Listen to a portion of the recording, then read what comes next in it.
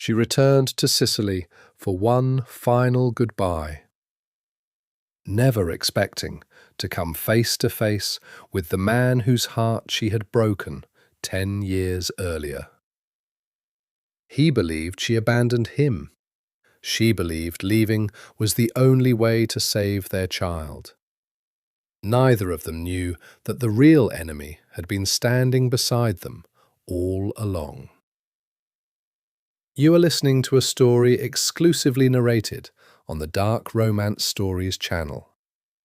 Relax and step into the world of love stories filled with mystery, emotions, and passion. Don't forget to like, subscribe to the channel, and leave a comment to support us. This content is the property of Dark Romance Stories.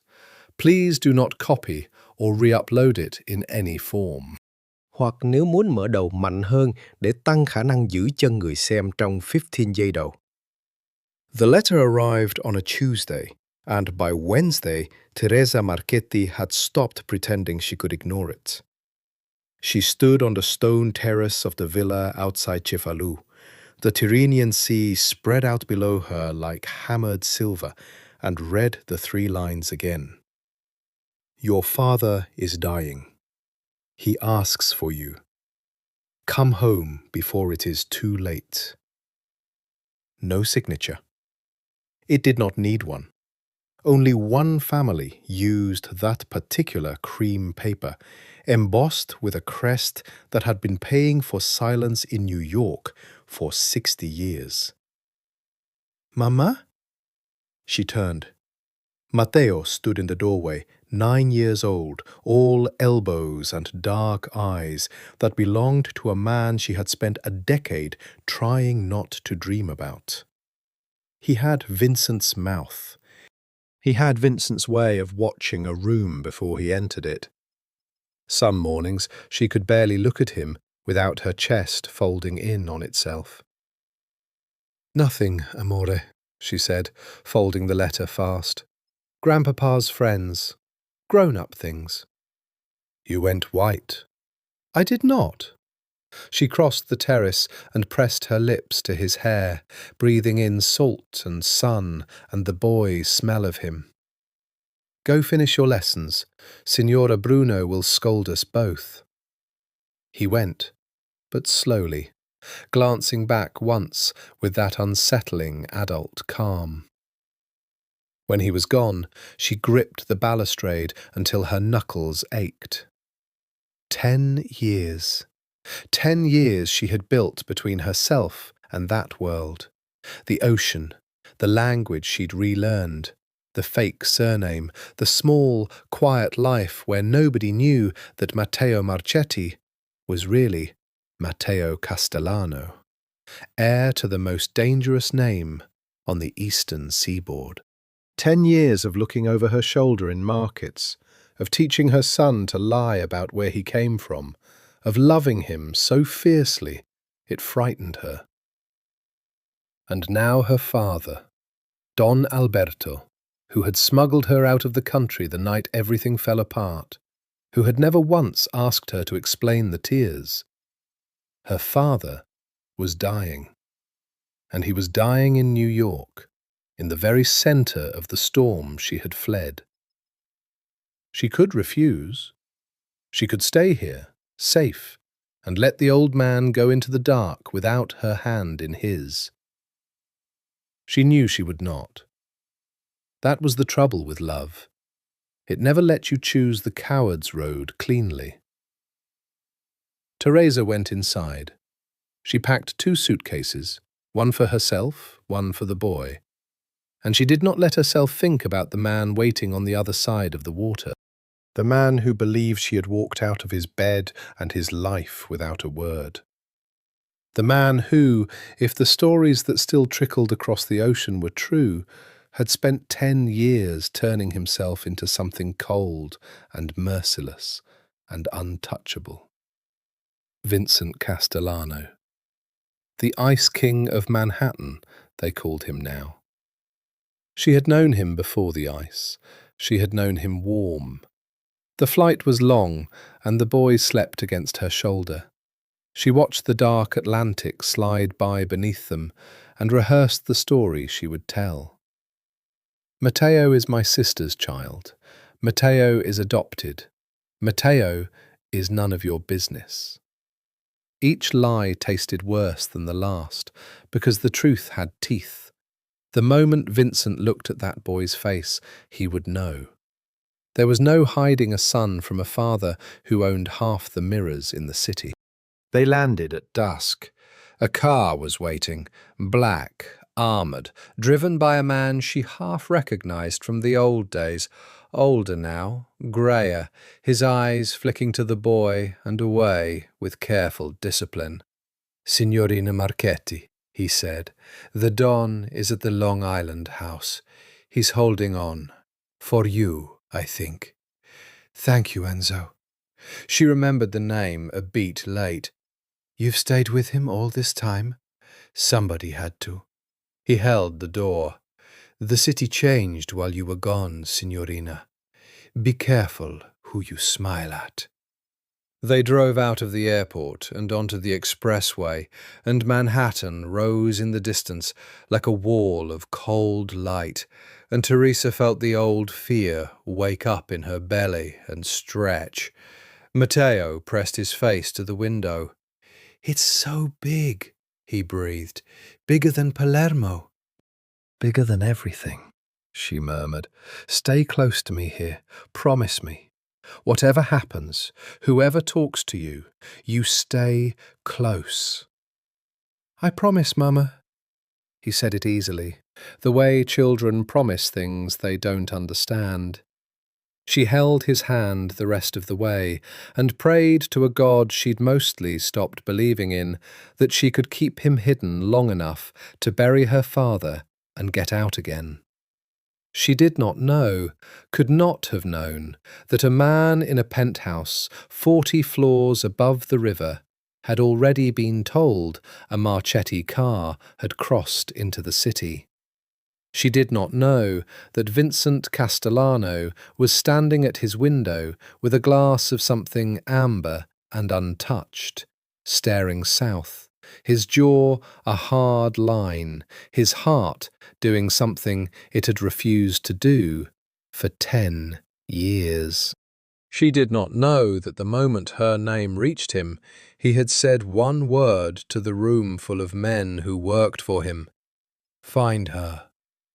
The Long Island house was ablaze with light when they arrived. Nurses moved through the halls in soft shoes. Her father's oldest friends stood in the drawing room in their dark suits, murmuring, and they went silent when she came in. This woman they remembered as a girl, returned with a child at her hip and grief already carving her face. Teresa. Her father's voice was a thread. She went to the bedroom, to the bed where the great Don Alberto had shrunk to something small and grey, and she fell to her knees beside him and took his cold hand. "Papa, I'm here. I'm here." His eyes found her, then drifted past her, to the doorway, to the boy standing there uncertain, and something crossed the dying man's face that might have been fear or might have been an apology. "You brought him," Alberto whispered. "You brought him here." "I had no one to leave him with." "Teresa." His fingers tightened with a strength that surprised her. "He knows. Vincent. He knows you're back. It took him 1 hour. A wet, rattling breath. "You cannot hide the boy. Not here. Not from him." "Then I won't hide," she said, and was surprised to find she meant it. "Rest, Papa. We'll talk when you're stronger."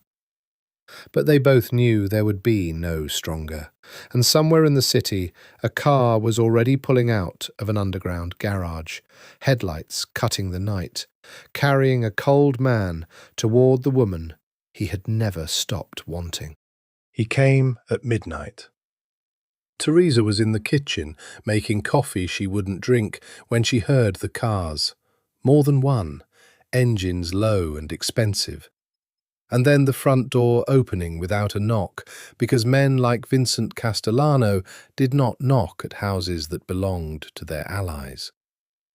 She set the cup down very carefully so it would not shatter, and turned, and there he was.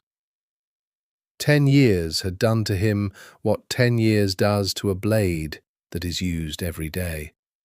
He was harder, leaner through the face, broader through the shoulders, dressed in charcoal so dark it drank the light.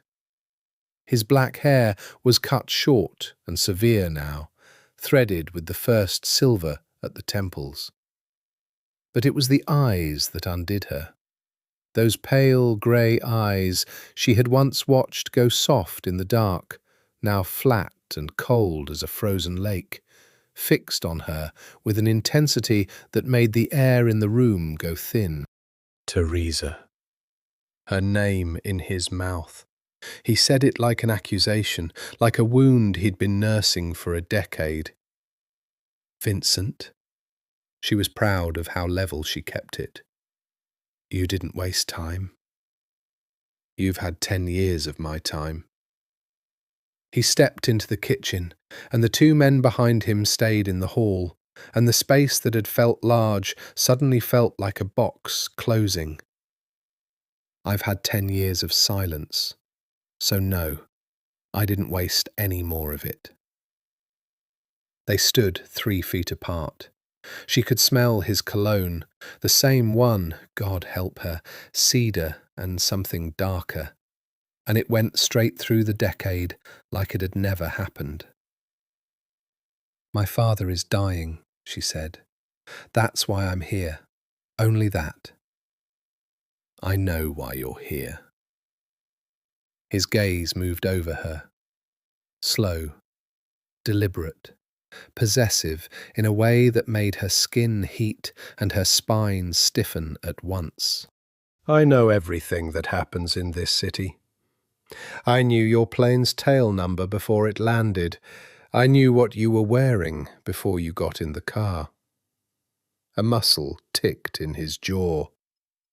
What I don't know, what I have never known, is why you left. There it was, the question that had chased her across an ocean. Vincent, you were in my bed. His voice dropped, and it was worse quiet than it would have been loud. You told me you loved me. You wore my ring in your pocket because you were afraid to wear it on your hand. And then, one morning, you were gone. No note, no word. Your father told me you'd chosen to leave, and that if I was a man, I'd respect it. He took a step closer, and she made herself not retreat. Do you have any idea what that did to me? She did. She could see it in every hard line of him. The warmth she had loved had been burned down to fuel something else, something that had made him the most feared man in 5 boroughs. I had reasons, she said. Reasons I couldn't tell you then, and can barely tell you now. Try. I can't. Not yet. Not until... She stopped, because footsteps were coming down the stairs, small bare feet on old wood, and her heart dropped straight through the floor. Mama, I couldn't sleep. The house is making noises.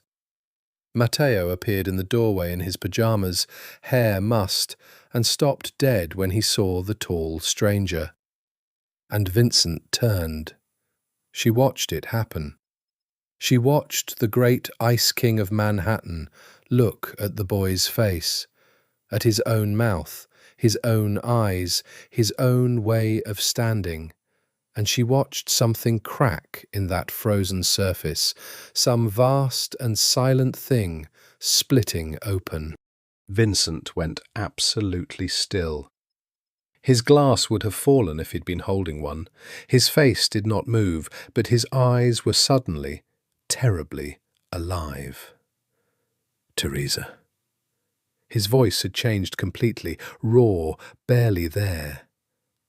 How old is he? Vincent, how old is he? 9, she whispered. He's 9. The number landed in the room like a body. 9 years, 10 months since she'd left, near enough. He did the arithmetic she could see him doing, and every calculation led to the same place, and his hand came up and gripped the door frame hard enough to whiten the knuckles. "Get out," he said, and for a wild second she thought he meant her. But he was speaking to his men in the hall, low and lethal. "All of you, wait in the cars. Now." They went. Matteo looked between the two adults, sensing the current in the room without understanding it. "Mama, who is he?" Teresa opened her mouth. No sound came. Vincent crouched, slowly, the way you'd approach a wild thing, until he was level with the boy. When he spoke, his voice was gentler than she had ever imagined it could still be. "What's your name?" "Matteo." "Matteo." He said it like he was tasting something he'd been starved of. "That's a strong name. Do you know what it means?" The boy shook his head. "Gift of God." Vincent's throat worked. "Go back to bed, Matteo. Your mother and I have to talk. Grown-up things." He glanced up at Teresa, and the look he gave her was not cold at all now.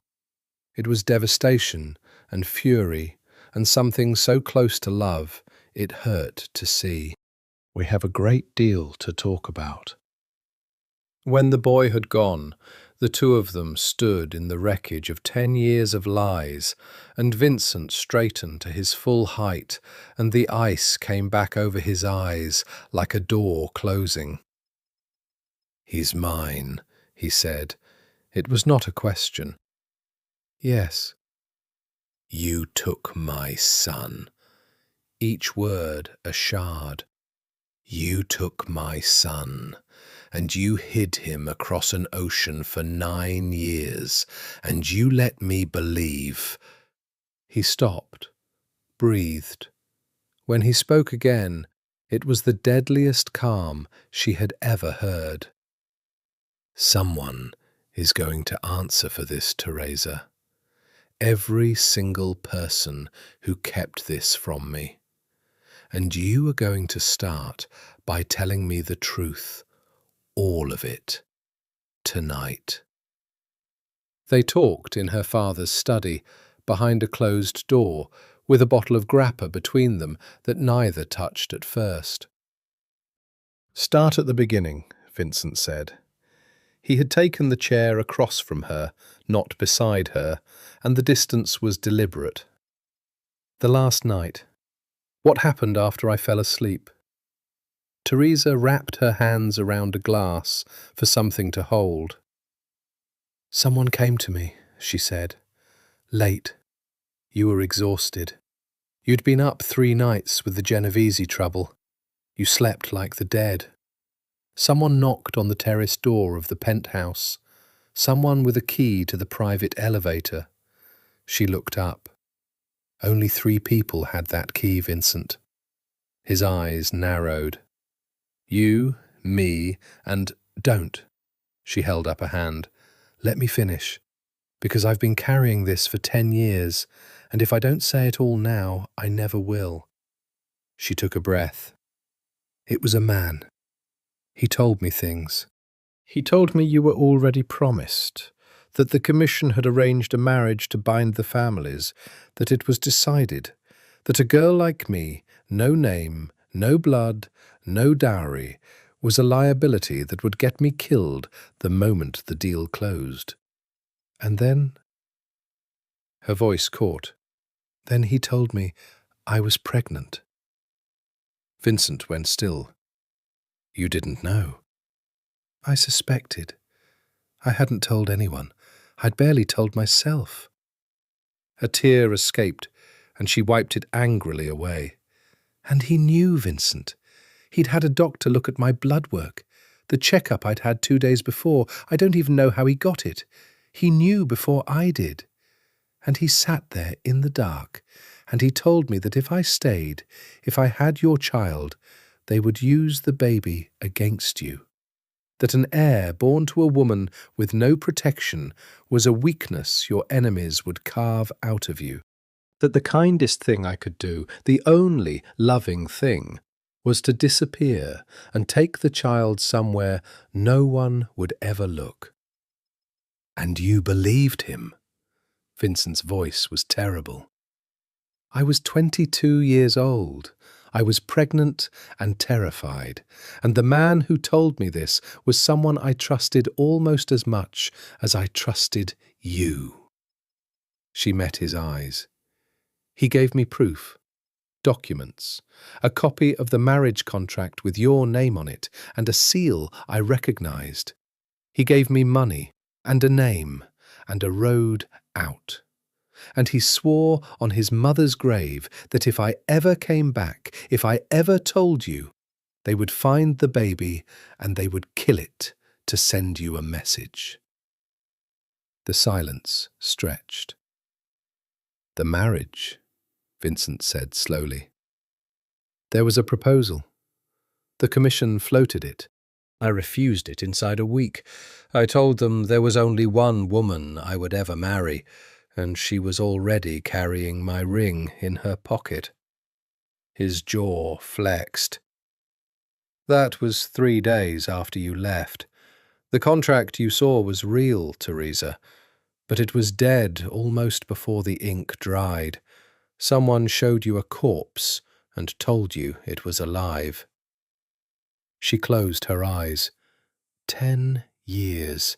10 years of exile, built on a lie she'd been too frightened to check. Who? Vincent said. You said 3 people had the elevator key. Say the name. He wore a mask that night. Half a mask, a scarf. I never saw his whole face.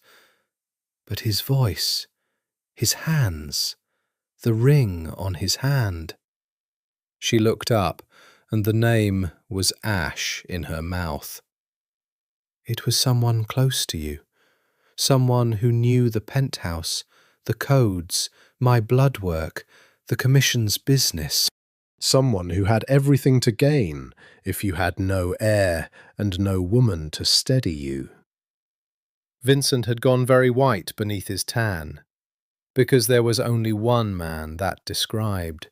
One man who had been at his right hand for 15 years, who had risen beside him, who called himself Vincent's brother in all but blood.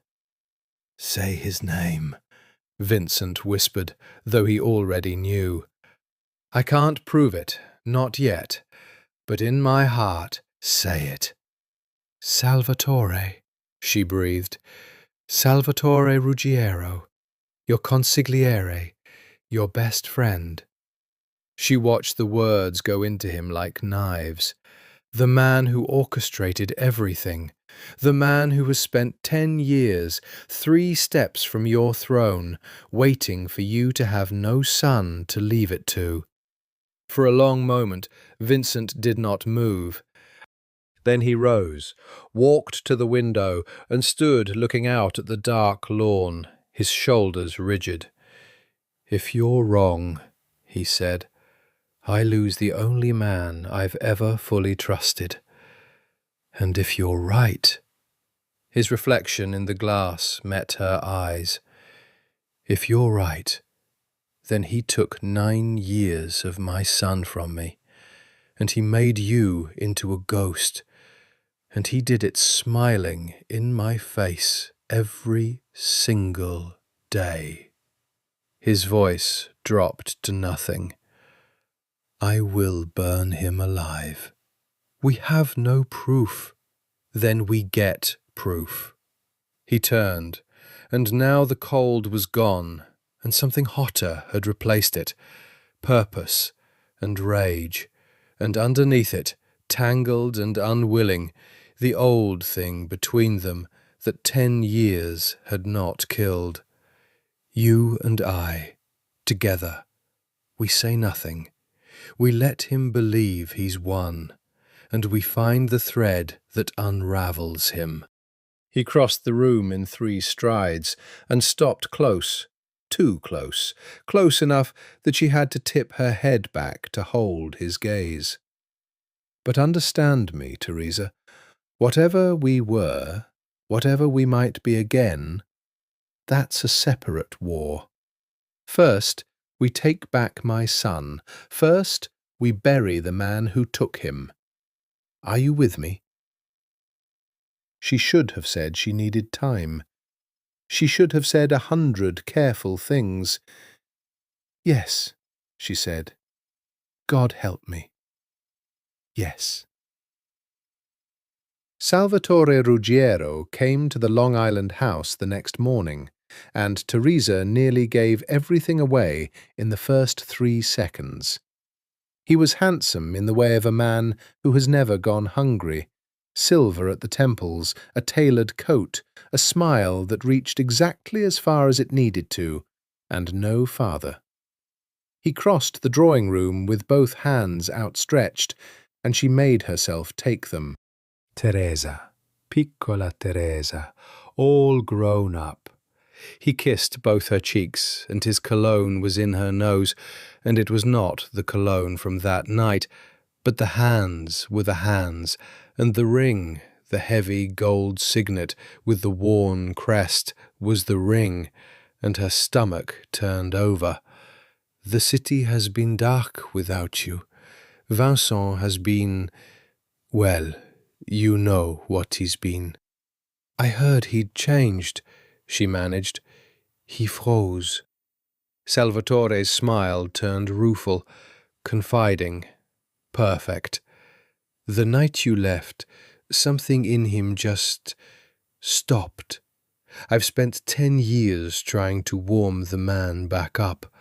He pressed a hand to his heart, and here you are, the one thing that might do it. God works in strange ways. You God-fearing snake, she thought, and smiled, and offered him coffee. Vincent came in then, and Teresa watched the performance begin. Watched the man she'd spent one night unmasking a decade ago sling an arm around Salvatore's shoulders and call him fratello. Watched him laugh at something the older man said. Watched him hide a fury vast enough to level the house behind a face of easy warmth. It was terrifying how good Vincent was at it. She had never seen this version of him, the actor, the ice made pleasant. She understood suddenly how he had survived 10 years at the top of a mountain of knives. "You've met my son, then," Vincent said lightly, pouring himself coffee. "Matteo." Teresa's heart stopped. Salvatore's cup paused a half-inch from his lips. Just a half-inch, just for a half-second. But she was watching for it, and she saw it, the flicker, the recalculation, the tiny betraying stillness of a man whose carefully built world has just cracked. "Your son," Salvatore said, "Teresa's boy." Vincent sipped, casual as anything, his eyes never leaving his consigliere's face. 9 years old, sharp as a blade. Looks just like his mother, don't you think? A beat. Family's the whole point of everything we do, isn't it, Sal? Everything I've built, who's it for, if not for blood? Of course, Salvatore said. He had recovered, smooth again, warm again, but Teresa had seen underneath, and so, she knew, had Vincent. Blood is everything. It is.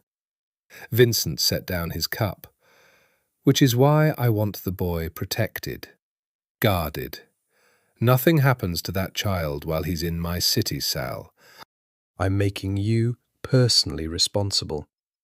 It was a brilliant, brutal move, and Teresa nearly gasped at it. Vincent had just handed the wolf the lamb, and in doing so had made it impossible for Salvatore to harm Matteo without every suspicion falling squarely on him. "I'll guard him with my life," Salvatore said, and his smile was flawless, and Teresa thought, he means the opposite of every word. Later, when Salvatore had gone, Vincent found her on the terrace, and for a moment the mask dropped, and she saw the exhaustion of it. "You saw," he said. It wasn't a question. "The cup, when you said son." "The cup," Vincent agreed. 15 years I've known that man. 15 years I'd have bet my life on him. His hands tightened on the railing. I still can't fully believe it. There's a part of me screaming that we're wrong, that we've built a monster out of a coincidence and a bad memory. He looked at her. "Convince me. Give me one more thing." "His ring," she said. "The gold signet. He wore it that night. I saw it in the dark when he handed me the documents. Vincent, I dreamed about that ring for years. I'd know it anywhere." Half the old families wear signets, with a chip out of the left edge of the crest, a flaw from where his grandfathers got caught in a car door in 1974. He told me that story once, laughing, when I was 17. She turned to face him fully. "I'm not building a monster. I'm remembering one." Vincent was quiet a long moment. Then he nodded once, and something settled in his face. The last of the doubt burning off, leaving only the cold, clear purpose beneath. "All right," he said. "Then here's how it goes. We give him rope.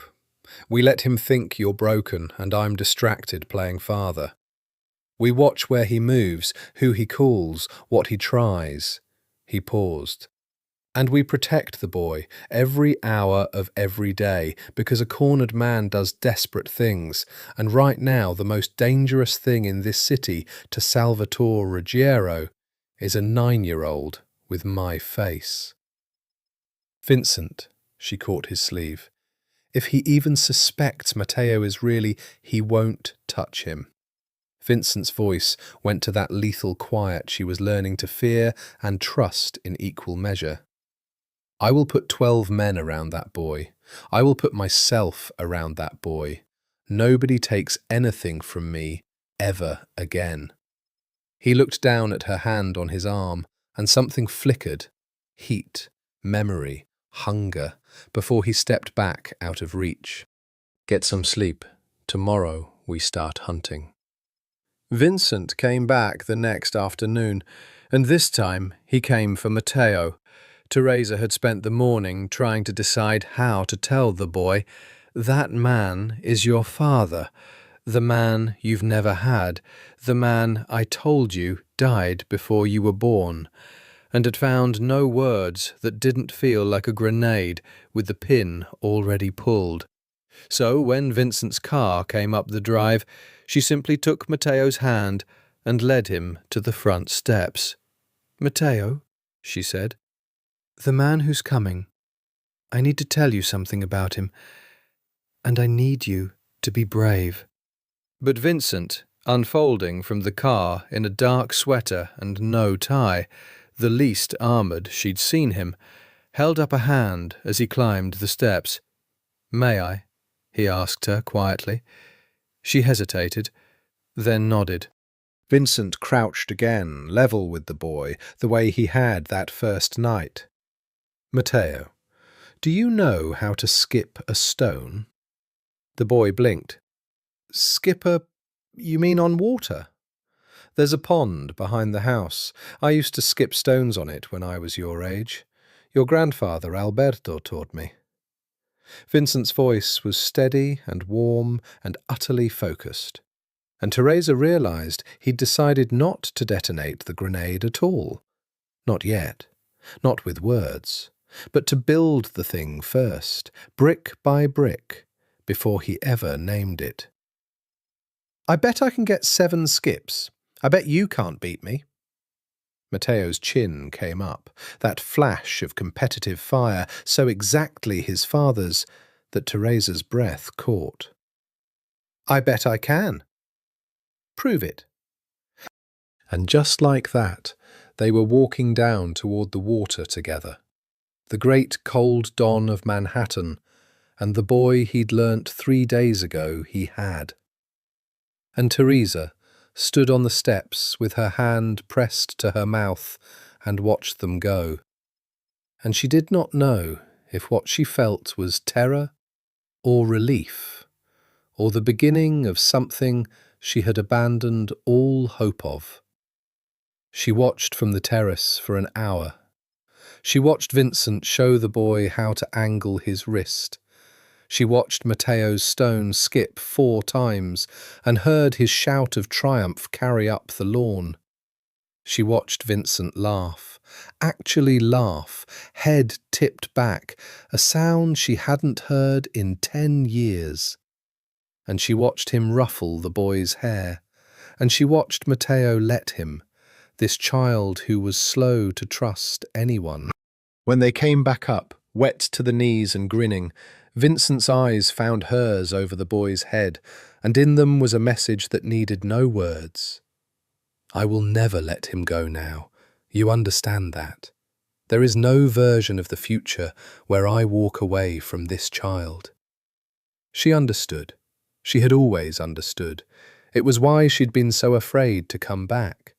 That night, after Matteo was asleep, Vincent stayed.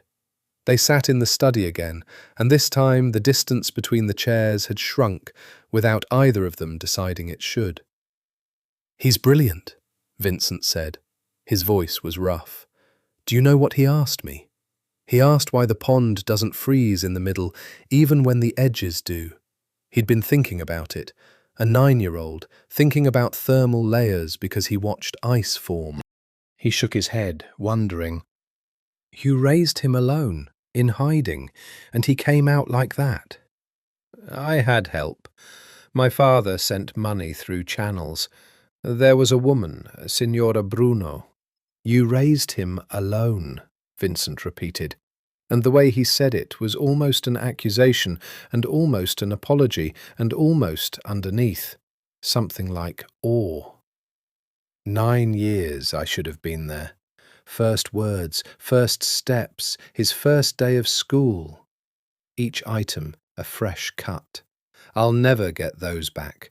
Do you understand what you took? Every day, she whispered. Every single day, I understood. He stood abruptly and crossed to the window, and she followed, drawn against her better judgment, until they stood side by side, looking out at the dark. Their reflections hovered in the glass, the cold king and the woman who'd run from him. And for a moment, neither spoke. I hated you, Vincent said. For 10 years. I built the hate like a house, and I lived in it. It kept me warm. He turned his head. And then you walk back in with our son's hand in yours, and I find out the house was built on a lie somebody else told. And now I don't know where to put any of it. His hand rose, slowly, and touched her jaw. The barest brush, calloused fingers against her skin, and she felt it everywhere. I should still hate you. It would be so much simpler. Vincent. Her voice shook. You know what the worst part is? His thumb traced her cheekbone. His eyes had gone dark and hungry and unbearably tender. 10 years of ice, and one look at you, and it's all still there. Every bit of it. Like I never stopped. He leaned in. She felt his breath, cedar and warmth, and her eyes fluttered closed. And he stopped. Pulled back. Dropped his hand. "No," he said, and his voice was raw. "Not like this. Not while there's a snake in my house and a war to win. When I have you again, Teresa, and I will have you again, there will be nothing between us. No lies, no traitors, no ocean. Nothing." He stepped back, and the ice reassembled over his face. But she'd seen the fire under it now, and she'd never unsee it. "Good night." He left her standing at the window, her heart slamming, her lips still parted for a kiss that hadn't come, wanting him with a force that scared her more than any gun in the city. The problem with hunting a man like Salvatore Ruggiero was that he never stopped smiling. For a week, Vincent moved through the machinery of the family as if nothing had changed. Meetings in the back of the club, deals in the penthouse, the endless, careful diplomacy of men who could have each other killed with a phone call.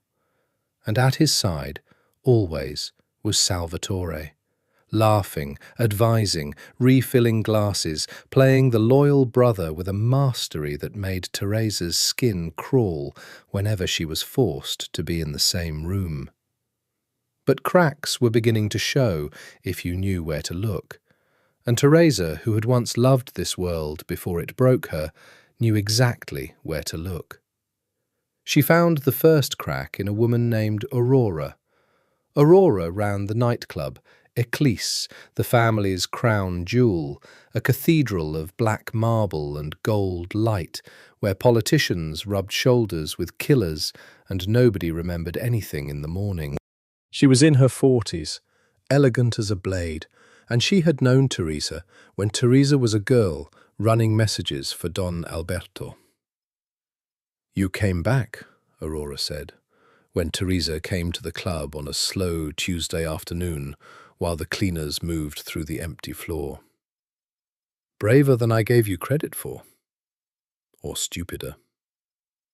She poured 2 glasses of wine without asking. "Which is it?" "My father's dying." "I heard." Aurora's face softened a fraction. "Alberto was good to me once. I'm sorry." She slid a glass across the bar. "But that's not the only reason you're here, sitting in my club on a dead afternoon when you could be at his bedside. You want something." Teresa had rehearsed this. She'd chosen Aurora carefully. A woman outside the male hierarchy, a woman who saw everything and owed Salvatore nothing. "I want to know about the night I left," she said, 10 years ago. "I want to know who moved money that week, who took a trip out of the city, who paid for a doctor to look at blood work that wasn't theirs to see." She met Aurora's eyes. "You keep the books nobody's supposed to see, Aurora. You always did. I'm asking you to remember." For a long moment, Aurora said nothing. She sipped her wine. She looked at Teresa with the flat, assessing gaze of a woman deciding how much a truth would cost her. "You're chasing Ruggiero," she said finally. Not a question. Teresa's blood went cold. "I didn't say that. You didn't have to. There's only one man that list of questions leads to." Aurora set down her glass. "And if you're chasing him, then either you're going to win, in which case being your friend is the smartest thing I ever did, or you're going to lose, in which case I'll be dead in a ditch for having this conversation." She smiled thinly. "You always did put people in impossible positions, Teresa. even as a girl. Aurora, please. The older woman studied her a long moment more. Then she reached beneath the bar and came up with a small leather notebook, worn soft with handling. I keep 2 sets of books, she said. The ones the accountants see, and the ones I keep for myself, because a woman in this world survives on what she knows. She didn't open it. She held it, tapping the cover. 10 years ago, the week you vanished, a payment went out of the club's laundry account. 50,000 cash to a private clinic in New Jersey. Authorized by a signature I've never been able to explain, because officially that account was frozen that month. Tap, tap. And 3 days later, a man I'd never seen before came to collect an envelope Salvatore left behind the bar for him. The man had a car with Pennsylvania plates and a Sicilian accent, and I never saw him again. She finally looked up. The clinic did blood work, Teresa, and it wasn't for anybody in the family that I could ever find. Teresa's hands were shaking. It was my blood work. I figured that out about 4 seconds ago, watching your face. Aurora's voice was gentle now, and terrible. He had your blood tested. He knew you were carrying before you did. And then he paid a stranger to make you disappear. She slid the notebook back beneath the bar. That's not proof a court would take, but it's proof enough for men like the ones you're dealing with.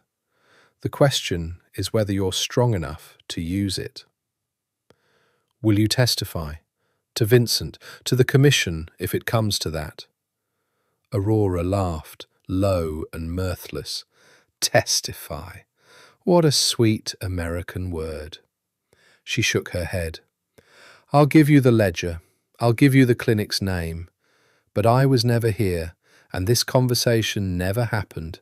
And if Ruggiero's men come asking, I'll swear on my mother you're a lying whore who came in drunk. That's the deal. That's the only deal there is. She held out her hand. Take it or leave it. Teresa took it. The woman's grip was firm and cold. One more thing, Aurora said, not letting go. You should know, Salvatore comes here every Thursday. Private room, top floor. Always the same men, except once a month there's a new one. Someone from outside the family, someone who arrives in a car with tinted windows and leaves before dawn. Her eyes glittered. If you want to know who Ruggiero's really working for, who's been funding his patients all these years, you watch that Thursday room. Because a man doesn't wait 10 years to take a throne unless somebody's paying him to be patient. The words landed in Teresa's chest like a stone dropped down a well, because it had never occurred to her, not once in 10 years, that Salvatore might not be acting alone. Someone else, Vincent said. You're telling me Ruggiero has a partner? They were in the penthouse, his penthouse, the one she'd fled 10 years ago, and walking back into it had nearly broken her. The same view of the river, the same terrace door, the same private elevator that a masked man had once ridden up to end her life as she'd known it. Vincent had watched her go pale in the doorway and had said nothing, only put a hand at the small of her back and guided her in, and the warmth of it through her dress had steadied her more than she wanted to admit. Aurora thinks so, Teresa said. A man who comes once a month, outside the family, tinted windows, gone before dawn. She turned from the view. Vincent, what if this was never just about Salvatore wanting your chair? What if someone's been using him? Someone bigger? Vincent's face had gone very still. He crossed to the bar, poured 2 fingers of scotch, and stood, turning the glass without drinking. "There are 5 families on the commission," he said slowly. "When my father died and I took the seat, I was young, 26. Some of the old men thought I'd be easy to control. When I wasn't," he set the glass down, "when I wasn't, they'd have looked for another way in. A patient way. A crack in my house they could widen over years." His jaw tightened. "A right hand who resented living in my shadow would be exactly the crack they'd choose." "So we don't just have to expose Salvatore," Teresa said. "We have to find out who's behind him. Because if we take him down and the man paying him is still out there, he finds another Salvatore." Vincent nodded grimly. "And we're back where we started, except now they know we know." He looked at her, and something in his expression shifted, a flicker of the old warmth breaking through the strategy.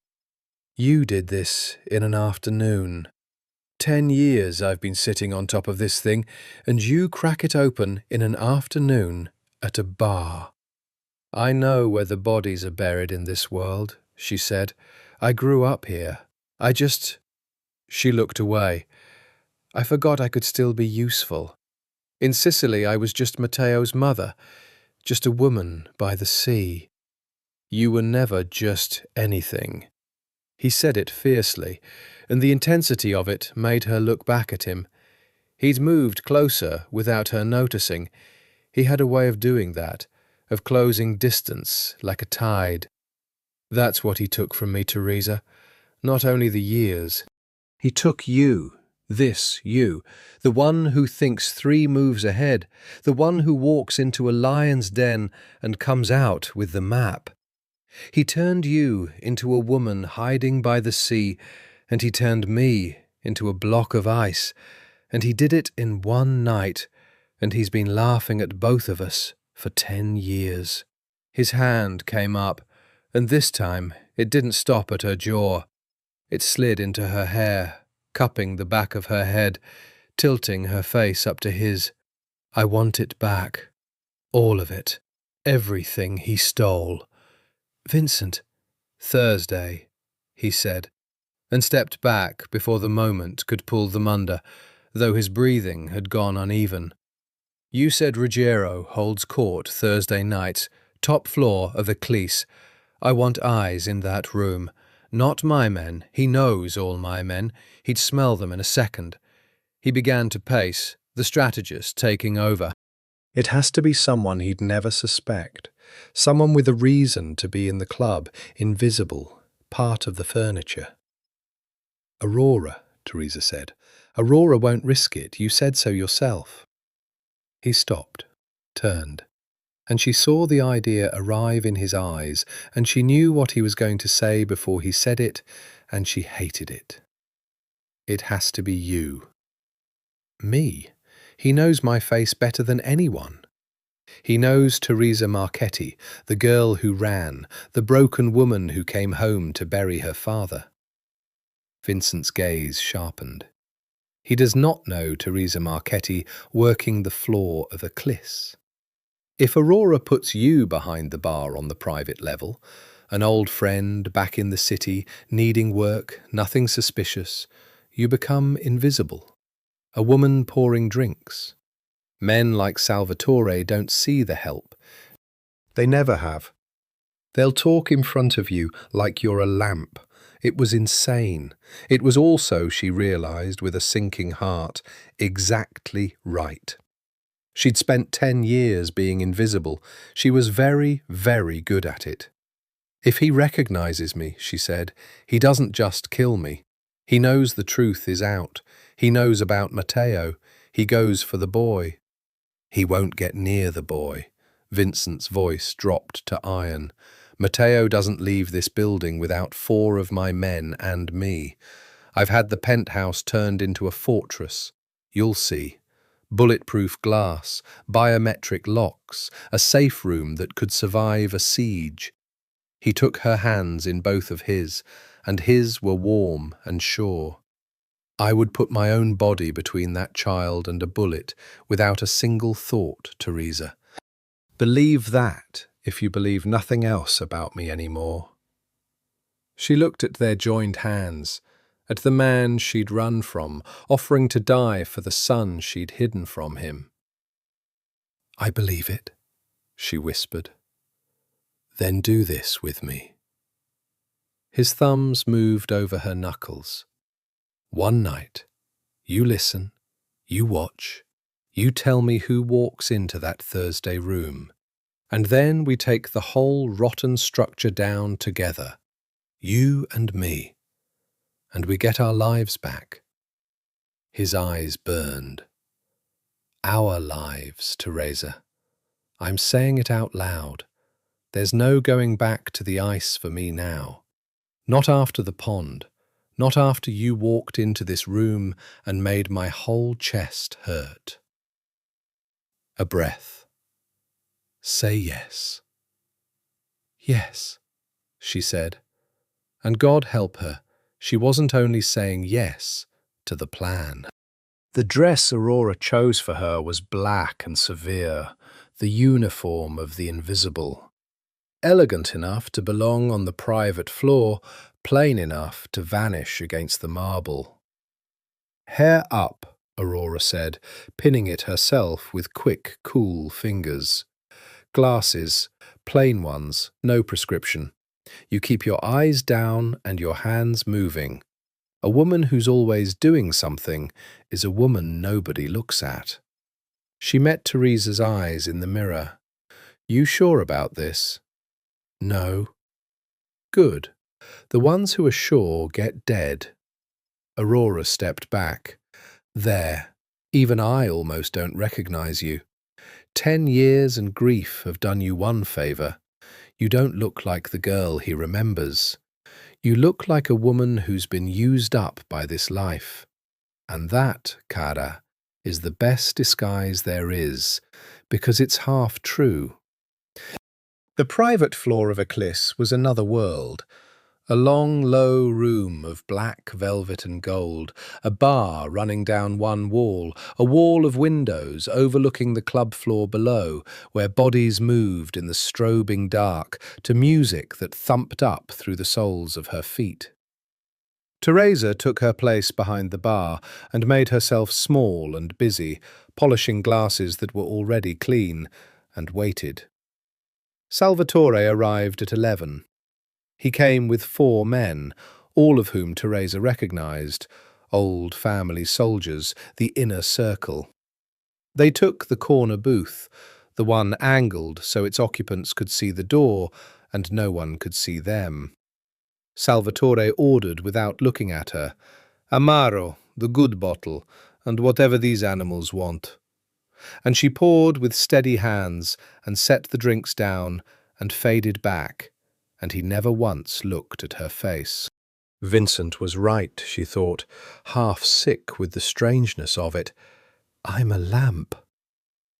For an hour it was nothing. Cards, cigars, the crude jokes of men who owned the night. She caught fragments, a shipment delayed at the port, a judge who needed reminding, a captain in Brooklyn getting greedy. Useful, some of it, but not what she'd come for. Then, at midnight, one of the men glanced at his watch and said, "He's early tonight." And something in the room changed. The cards were put away. 2 of the soldiers rose and went to stand by the door. Salvatore straightened his cuffs and composed his face into the careful blankness of a man about to meet someone he neither trusted nor could refuse. The door opened. The man who entered was old, 70, maybe more, small and dry and immaculate in a suit that had cost more than Teresa's father's house. He walked with a silver-headed cane he clearly didn't need, and 2 young men flanked him, who moved like they'd kill on a nod. Teresa didn't know his face, but she knew the way Salvatore stood to greet him. The slight bow, the deference, the careful respect of a servant to a master, and she understood that she was looking at the man who'd been paying for patience. "Don Ferro," Salvatore said, "you honour us." Ferro. The name went into Teresa like a hook. She kept polishing. She kept her eyes down, but every nerve in her body had turned toward that corner booth. "Sit, sit," the old man said, waving the honorifics away, lowering himself into the velvet. "We don't have long, and I don't like this city at night. It's full of Vincent's ghosts." A dry laugh. "Speaking of which, talk to me about the woman." Teresa's hand did not stop moving. It was the hardest thing she had ever done. "She came back for the father," Salvatore said. "Nothing more. Alberto's dying. She'll bury him and run back to her rock in the sea. She's no threat." "She left with a child in her belly." Ferro's voice was mild, and it froze the blood. 10 years ago, on your arrangement. And now she comes back with a boy who has Castellano's face. You think I don't have eyes in that house, Salvatore? You think I pay you all this money to be surprised? A pause. There is a son. Vincent has an heir. Everything we've built these 10 years, the patient wait for the line to die with him, you understand it is now worthless? The silence stretched. Teresa poured a drink no one had ordered, just to have something to do with her hands. "The boy can be handled," Salvatore said, low. "The boy is guarded by every gun Vincent owns, and Vincent has made you responsible for him." Ferro's cane tapped once on the marble, which means if the child so much as falls off a bicycle, Vincent looks at you. He's not a fool, our Ice King. He's boxed you in beautifully. I almost admire it. The old man leaned forward, which tells me he suspects, or she does, which tells me our 10-year investment is now a 10-year liability, walking around this city knowing your face. His voice sharpened to a blade. I did not wait a decade to be undone by a woman and a child, Salvatore. Fix it. Fix all of it, or I will find someone who can, and the first thing they fix will be you. He rose. The audience was over. And as he turned to go, his cane caught the edge of the bar, and he glanced up. Just a flick, just for a second, directly at the woman behind it. Teresa kept her eyes down. She kept her hands moving. She was a lamp. She was furniture. She was nobody. The old man's gaze held on her a half-second too long. Then he moved on, and he was gone, and the door closed, and Salvatore let out a long breath and reached for the Amaro with a hand that, she saw it, she was close enough to see it, trembled very slightly. Teresa finished polishing the glass. She set it down, and inside her chest her heart was a fist pounding on a door, screaming one word over and over, Ferro, Ferro, Ferro. She had a name now. She had the man behind the man. She also, she realized, as she caught her own reflection in the black window, had been seen. "Did he recognize you?" Vincent's voice was flat and lethal over the phone. "Teresa, answer me. Did Ferro recognize you?" "I don't know." She was in the back stairwell of a Cliss, breathing hard, still in the black dress. "He looked, at the end, but I kept my face down. Vincent, I was so careful." "Where are you now?" "Service stairs. Aurora said to wait. She's clearing me away out the back." "No." His voice cracked like a whip. You don't move on Aurora's timing, you move on mine.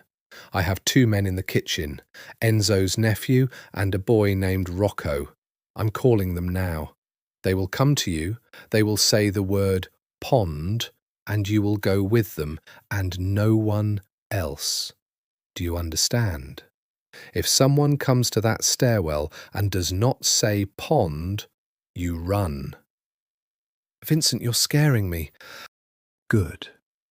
A breath, and when he spoke again, the ice had cracked, and underneath it was something raw. I'm scaring you because I'm terrified, Teresa. I put you in that room. If anything happens to you— He stopped. Just wait for the word. I'm already in the car. The line went dead.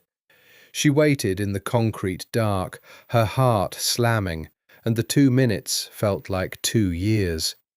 Somewhere above her, the club throbbed. Somewhere out in the city, an old man with a silver cane was deciding whether she lived. She thought about Matteo, asleep in the fortress penthouse. She thought about the pond and skipped stones and the sound of Vincent laughing. Footsteps on the stairs. She pressed herself into the shadow of a support pillar. 2 men descending, fast and quiet. She could not see their faces. Pond, said the first one softly. Signorina, pond. Vincent sent us. She nearly sobbed with relief. Here, I'm here. They moved like professionals, one ahead and one behind, out through the kitchens where the staff studiously saw nothing, out into an alley where a car sat idling with its lights off. They put her in the back seat and pulled away smooth and fast, and it was only when the doors locked and the car turned onto the expressway that she let herself shake. Vincent was waiting in the penthouse garage when they arrived, and the moment the car door opened he was there. Not the Ice King, not the strategist, but a man who crossed the concrete in 4 strides and pulled her out of the seat and into his arms with a force that knocked the breath out of her. You're all right. His voice was against her hair, rough and unsteady. You're all right. Tell me you're all right. I'm all right. She was gripping the front of his shirt with both fists, and she couldn't seem to let go. Vincent, I'm all right. He held her at arm's length to look at her, really look, his hands moving over her shoulders, her face, checking for damage the way a man checks something he cannot bear to lose. And then he pulled her back in and just held her, there in the garage under the fluorescent light, and neither of them spoke for a long moment. I sent you in there, he said finally. I put you in front of them. If Pharaoh had— He couldn't finish it. You didn't send me. I chose. We chose. She drew back enough to see his face. And it worked, Vincent. I have the name. Pharaoh. Don Pharaoh, an old man, 70 at least, silver cane, 2 young guns. Salvatore bowed to him. He's the one. He's been paying Salvatore for 10 years to wait you out, to let your line die with you. The words tumbled out. He knows about Matteo. He said he has eyes in the house. He told Salvatore to fix it, to fix all of it, me and the boy both, or he'd find someone who'd fix Salvatore first. Vincent had gone very still. Pharaoh. You know the name. Giacomo Pharaoh. His voice was distant, cold, the strategist surfacing through the fear. He sat on the commission with my father. He was supposed to have retired to Florida 15 years ago. Everyone thinks he's a harmless old man growing oranges. A muscle worked in his jaw. He's the one who floated the marriage proposal 10 years ago. The one I refused inside a week. He looked at her, and the pieces were locking together behind his eyes. It was never about the marriage, Teresa. The marriage was the opening move. When I refused it, when I chose you, Pharaoh didn't fight me. He just changed strategy.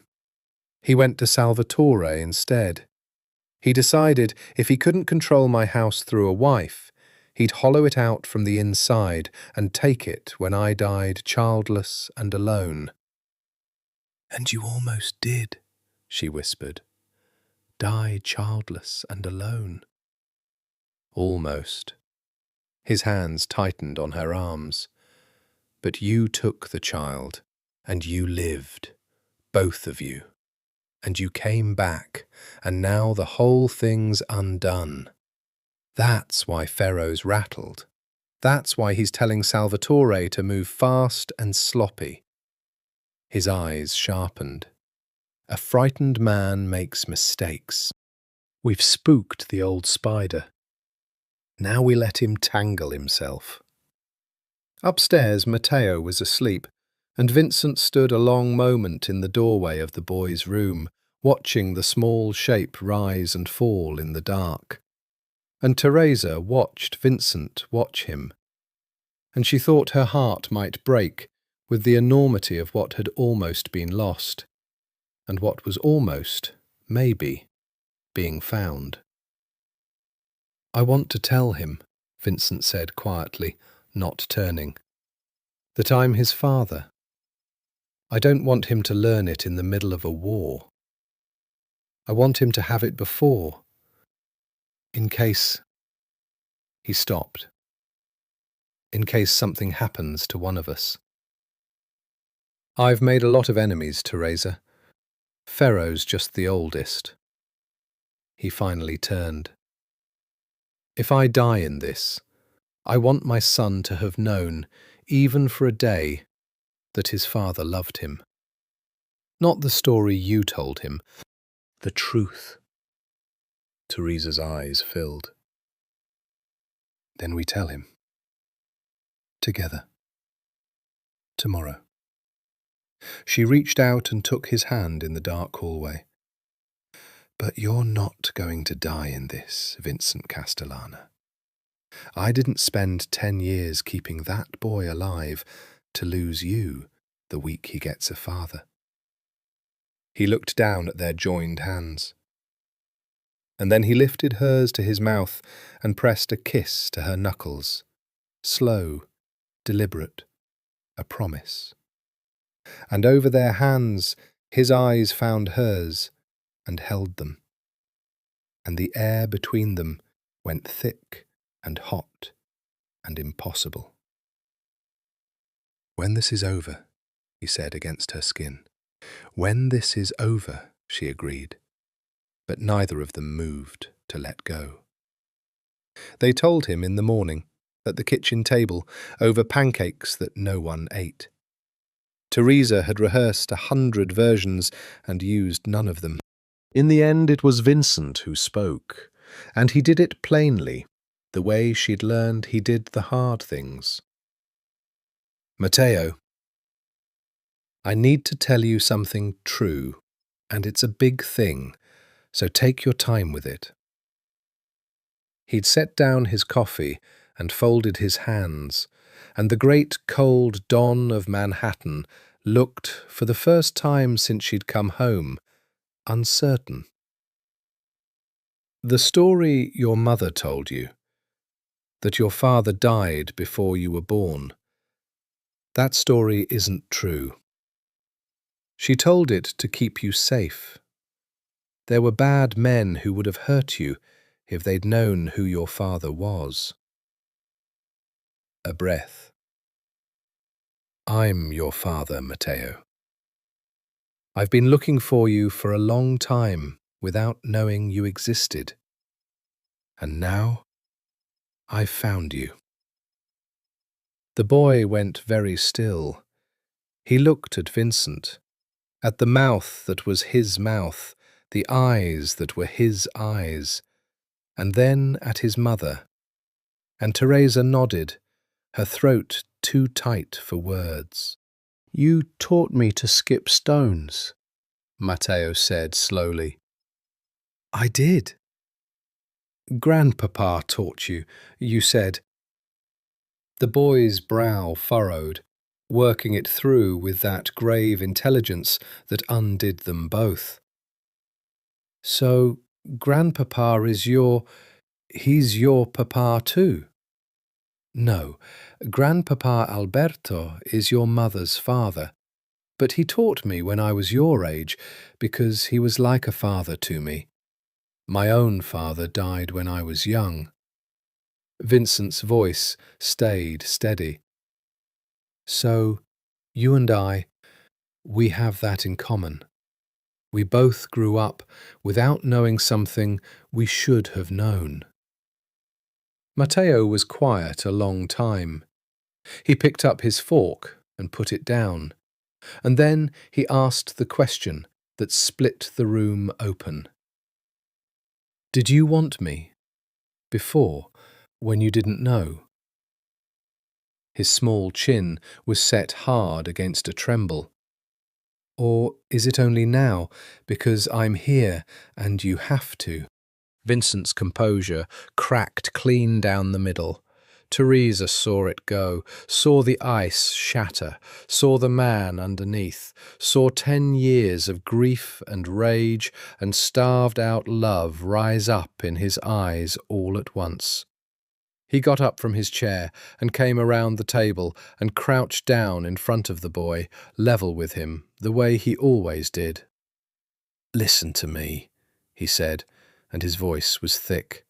"For 9 years I didn't know you existed, and that whole time, every single day, there was a hole in me, the exact shape of you. I didn't know what it was. I thought I was just a cold, angry man. I thought that was who I'd become." He took the boy's small hands in his big, scarred ones. "And then you walked into a kitchen in your pyjamas and looked at me. And I knew, instantly, I knew that hole had always been you. I have wanted you, Matteo, every day of your life. I just didn't have your name yet." His voice broke. "I have it now, and I am never, ever letting go of it. Do you understand me? Never." And Matteo, this careful, guarded child who took weeks to trust anyone, launched himself off the chair and into his father's arms. And Vincent caught him and held him so tightly and buried his face in the boy's hair, and Teresa put both hands over her mouth and wept. She wept for the 10 years, for the pond she'd never let him have sooner, for the man she'd run from on a lie, for the impossible, undeserved grace of this moment in a kitchen with cold pancakes, this thing being mended that she'd believed broken forever. When Matteo finally pulled back, he studied his father's wet face with frank interest. "You're crying." "Men cry," Vincent said, wiping his eyes without shame. "Anyone who tells you different is a coward. Remember that." "Okay," the boy considered. "Can I call you Papa, or is it too soon? Signora Bruno says some things are too soon." Vincent laughed, a wrecked, joyful sound. "It is not too soon. It will never be too soon." He pressed his forehead to his son's. "Papa, yes. God, yes." Later, when Matteo had gone off with Rocco to explore the penthouse's game room, a room Vincent had apparently built in a single frantic week, the two adults stood together at the great window over the river, and Vincent's hand found hers without either of them looking down. "Thank you," he said quietly. "For what? I'm the one who—" "For keeping him alive. For raising him into someone who asks a question like that." His fingers laced through hers. for coming back, even knowing what it would cost you. You could have buried your father and vanished again. I'd never have known." He turned to look at her. "Why didn't you?" She thought about it, about the truth. "Because I was tired of running," she said, "and because some part of me, a part I hated for 10 years, never stopped hoping there was an explanation. That the man I fell in love with wasn't the man who let me go without fighting." She met his eyes. "Turns out, he never let me go at all. He just didn't know I was gone until it was too late." Vincent lifted her hand and kissed it again, and this time, when his eyes came up, they were burning. "When this is over," he said, low. "You keep saying that." "Because when this is over," he said, "I am going to spend a very long time showing you exactly how much I never let you go." His thumb traced a slow circle on her wrist, over the pulse that was suddenly hammering. "And I am a patient man, Teresa, but I am running very short of patience where you're concerned." Don Ferro made his move 3 days later, and it came, as the cruelest moves do, dressed as a kindness. An invitation arrived at the penthouse, heavy cream paper, a familiar crest, inviting Don Vincent Castellano and his family to a dinner at the Ferro estate on Long Island. A celebration, the card read, of the return of the Marchetti family to our city, and of joyful news I understand is worth celebrating. Bring the boy. Old men love the sound of children in a house. Vincent read it twice and set it down on the marble very gently, which Teresa was learning was more frightening than if he'd thrown it. "He wants us in his house," she said. "All 3 of us, Matteo included." "He wants to look at my son." Vincent's voice was arctic. "He wants to measure the threat with his own eyes, and he wants to remind me, in the most civilized way possible, that he can invite my child into his home, and I can't refuse without declaring war I'm not ready to declare." He turned the card over. "It's beautifully done. It always is with Ferro." "We're not taking Matteo into that house." "No, we're not." He said it flatly. "But we can't refuse the invitation either. Refusing tells him we're afraid, tells him we know, and then he stops being patient." He paced to the window. "So we go, you and I.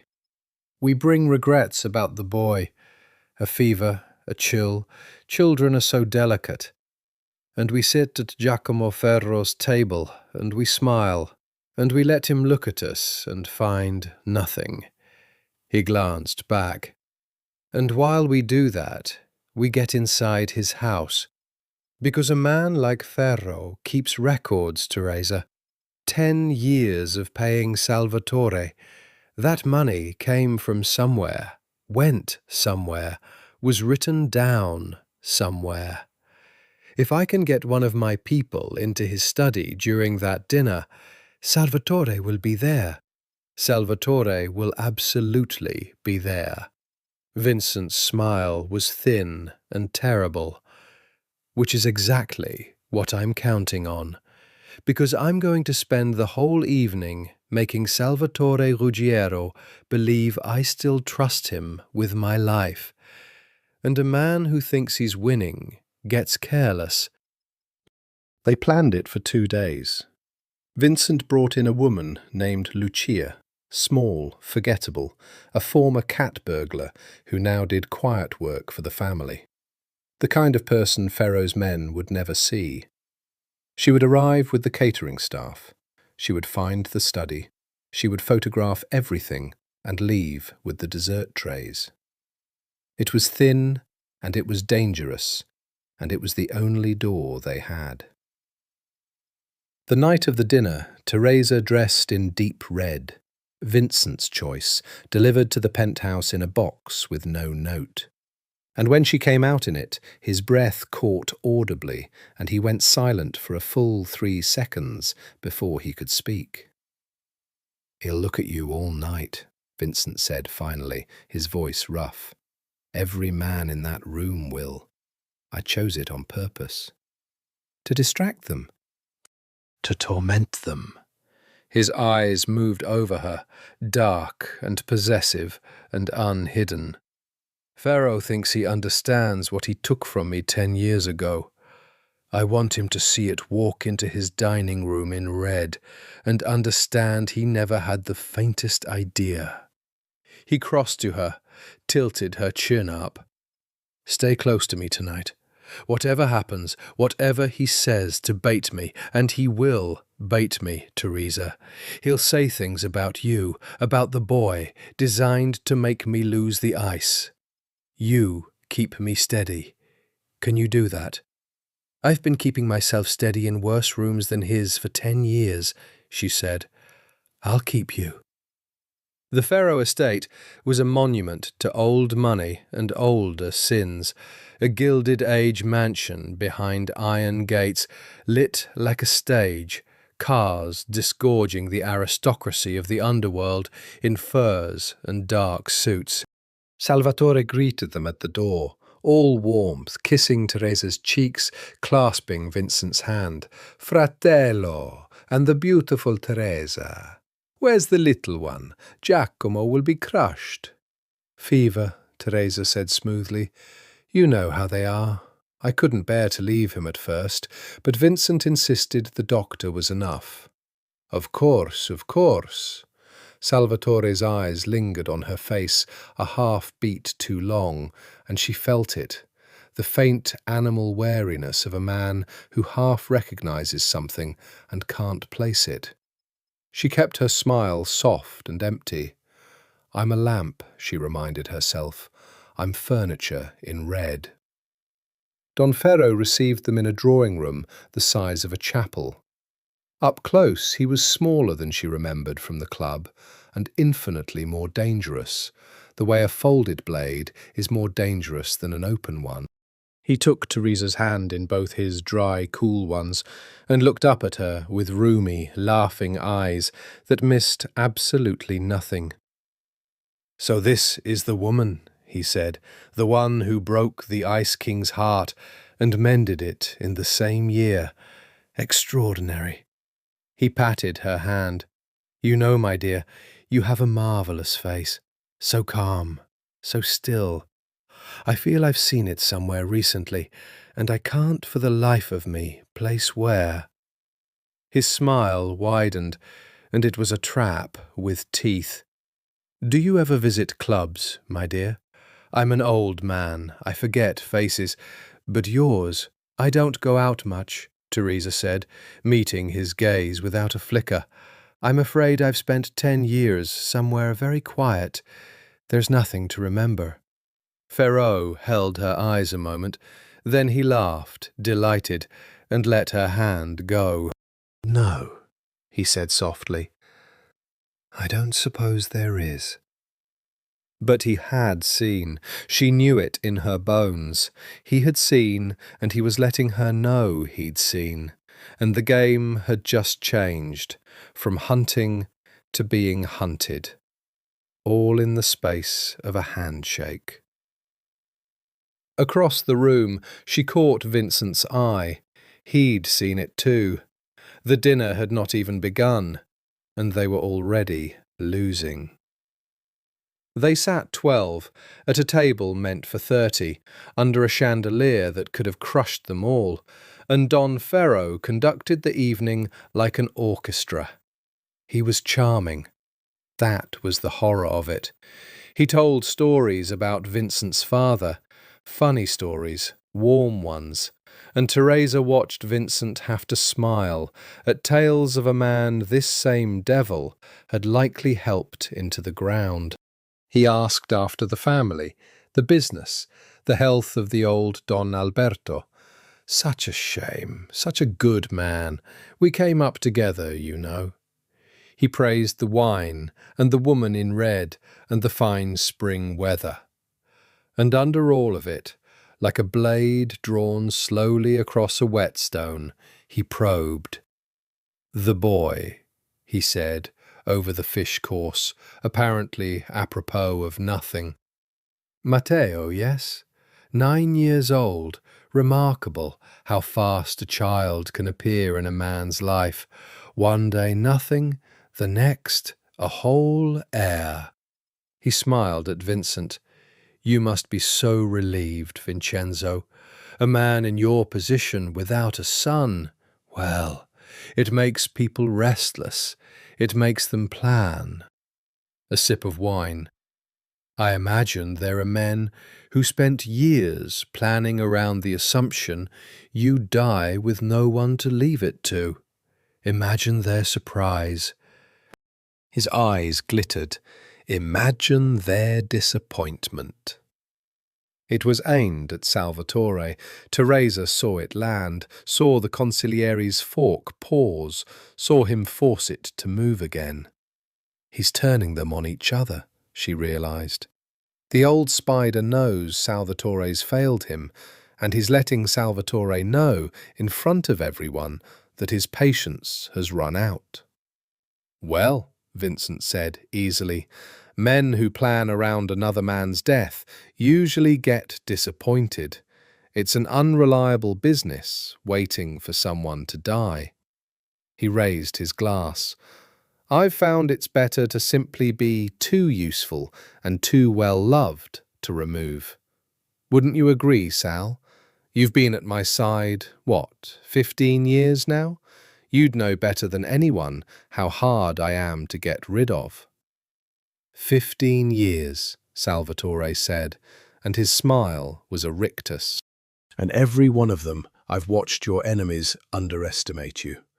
It never ends well for them." "No," Vincent agreed, holding his gaze. "It never does." The two men looked at each other across the table, and Teresa understood she was watching something ancient and lethal pass between them, a message, an accusation, a threat, all wrapped in the silk of dinner conversation. Vincent was telling Salvatore, "I know." Salvatore was hearing it, and Ferro, at the head of the table, was watching them both with the deep pleasure of a man who has set 2 dogs on each other and only has to wait. Somewhere in the house, Teresa knew, Lucia was moving through the servants' corridors toward the study. Every minute they held this table was a minute she had to work. So Teresa did the only thing she could do. She made herself interesting. "Don Ferro," she said, setting down her glass, "Vincent tells me you knew his father better than anyone living. I never met him. I was too young, and then I was gone. Would you tell me about him? Not the business, the man." She leaned in, all warm attention, the woman in red giving the old devil exactly what old devils love most, an audience. "What was he like when he was young, before all this?" Pharaoh's whole face changed, lit up with the terrible vanity of the aged, the hunger to be the one who remembers, and he began to talk. And he talked, and Teresa listened as though he were the only man in the world, and the minutes stretched, and somewhere Lucia photographed a decade of transactions, and Vincent shot Teresa a single glance down the table that said, more clearly than words, "You magnificent, terrifying woman." The story went on for 20 minutes. It bought Lucia every second she needed. But Ferro was not a fool, and when he finished, he dabbed his mouth with his napkin and looked at Teresa with new, cold appraisal, all the warmth gone as fast as it had come. "You're very good," he said quietly, so only she and Vincent could hear, keeping an old man talking, filling the silence. One might almost think you wanted the room's attention here, at this table, and nowhere else. He set down the napkin. "Tell me, my dear, where are my dessert staff? They're very late." He raised a hand, and a man near the door slipped out. "I do like to keep track of everyone in my house. Old habit, you understand." Teresa's blood turned to ice. Beside her, she felt Vincent go absolutely still. The seconds crawled. The man returned and bent to murmur in Ferrot's ear. The old man listened, and his face did something complicated. Surprise, then anger, then, worst of all, amusement. "Well," he said, sitting back, "it seems one of my catering girls has wandered off somewhere she oughtn't. Gone now, out the kitchen door, quick as you like." He looked between Vincent and Teresa, and he was smiling, and it was the smile of a man who has just realized the full scope of the game and finds it delicious. How enterprising of somebody. "Vincenzo, did you bring a thief into my home?" "I brought a woman in red and an empty stomach," Vincent said without a flicker. "If your staff can't be trusted, Giacomo, that's your house to manage, not mine." The two dons looked at each other down the length of the table. The whole room had gone silent. Every soldier along the walls had grown very attentive, and Teresa, heart pounding, understood that whatever Lucia had gotten out of that study, it had cost them the last of their secrecy. Ferrot knew now, knew they were moving against him, knew the war had already started. The only question left was whether Lucia had made it out with the proof, or whether they'd just declared war and lost the same night. Lucia had made it out. She was waiting in a safe apartment in Queens when Vincent and Teresa arrived near 2 in the morning, still in their dinner clothes. Teresa's red dress incongruous against the shabby furniture. Lucia sat at a kitchen table with a laptop and a cigarette, and a face like a woman who'd seen a ghost. "I got it," she said. "All of it. 10 years of ledgers, photographed page by page. But Don Vincent," she dragged on the cigarette, "you need to see what's in it, because it's not what you think." Vincent pulled out a chair. "Show me." Lucia turned the laptop. Page after page of a small, crabbed hand. Dates, amounts, initials, payments out, payments in. And Vincent leaned in, and Teresa watched his face as he read, and she watched it go from cold focus to something she'd never seen there before, bewilderment, and then a dawning horror. "These payments," Vincent said slowly, "to Salvatore. They start 10 years ago, like we thought, regular, monthly." His finger traced down the column. "But look at the amounts. They're small. Salaries almost. Retainers." He looked up. "This isn't the money you pay a man to steal an empire, Teresa. This is the money you pay a man to report. Salvatore wasn't Ferrot's partner. He was Ferrot's informant." A pause.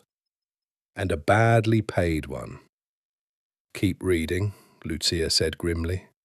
"It gets worse." Vincent scrolled and stopped. And Teresa, watching over his shoulder, saw the entry that had stopped him and felt the floor tilt. Because there, in the ledger, 10 years back, dated the very week she'd fled, a single large payment, $50,000. And beside it, in Ferrot's crabbed hand, an annotation. "Per la ragazza, come concordato con V." For the girl, as agreed with V. V. Teresa whispered. Vincent, that's you. It says, as agreed with V. It says you paid to send me away. I didn't. Vincent's voice was hoarse. Teresa, I swear on our son's life, I didn't know you were pregnant. I didn't know you were leaving. I would never. I know. She gripped his shoulder. I know you didn't. But someone wanted this written down. Someone wanted a record that said the Don himself ordered it, so that if it ever came out, it would point at you and not at them. She stared at the entry. It's insurance. It's a frame. 10 years old and waiting. V, Vincent said again, and something was happening in his face, some terrible reordering. V isn't me. He looked up at Lucia. Was there more? Anything with that same V? Earlier entries, other years? Lucia scrolled back further, into ledgers that predated the 10 years, into books from 20 years ago, 25. And the V appeared again and again, always in the same context, agreements, arrangements, understandings. Come concordato con V. Your father, Teresa breathed. Vincent, your father's name. Vittorio, Vincent said. The word came out of him like something torn loose. My father was Vittorio Castellano. He stared at the screen. These arrangements with V, they go back before I was born. Ferro and my father were partners, not rivals, not enemies, partners in something that ran for 30 years. He scrolled, faster now, his hand not quite steady. And when my father died, and I took the seat, and I refused to keep playing along, when I refused Ferro's marriage, when I refused his deals, when I tried to run the family clean of him, he decided to take back what he thought was half his, Teresa finished. Through Salvatore, through you having no heir. But Vincent had gone silent, staring at one final entry, and his silence was so absolute that Teresa's skin prickled. What? She said. What is it? He didn't answer. He turned the laptop toward her with a hand that had gone bloodless. The entry was dated 3 weeks after his father's death, 12 years ago. The amount was enormous, larger than any other in the book, and the annotation in Ferro's hand read, Vittorio, sistemato, come concordato. Il ragazzo non saprà mai.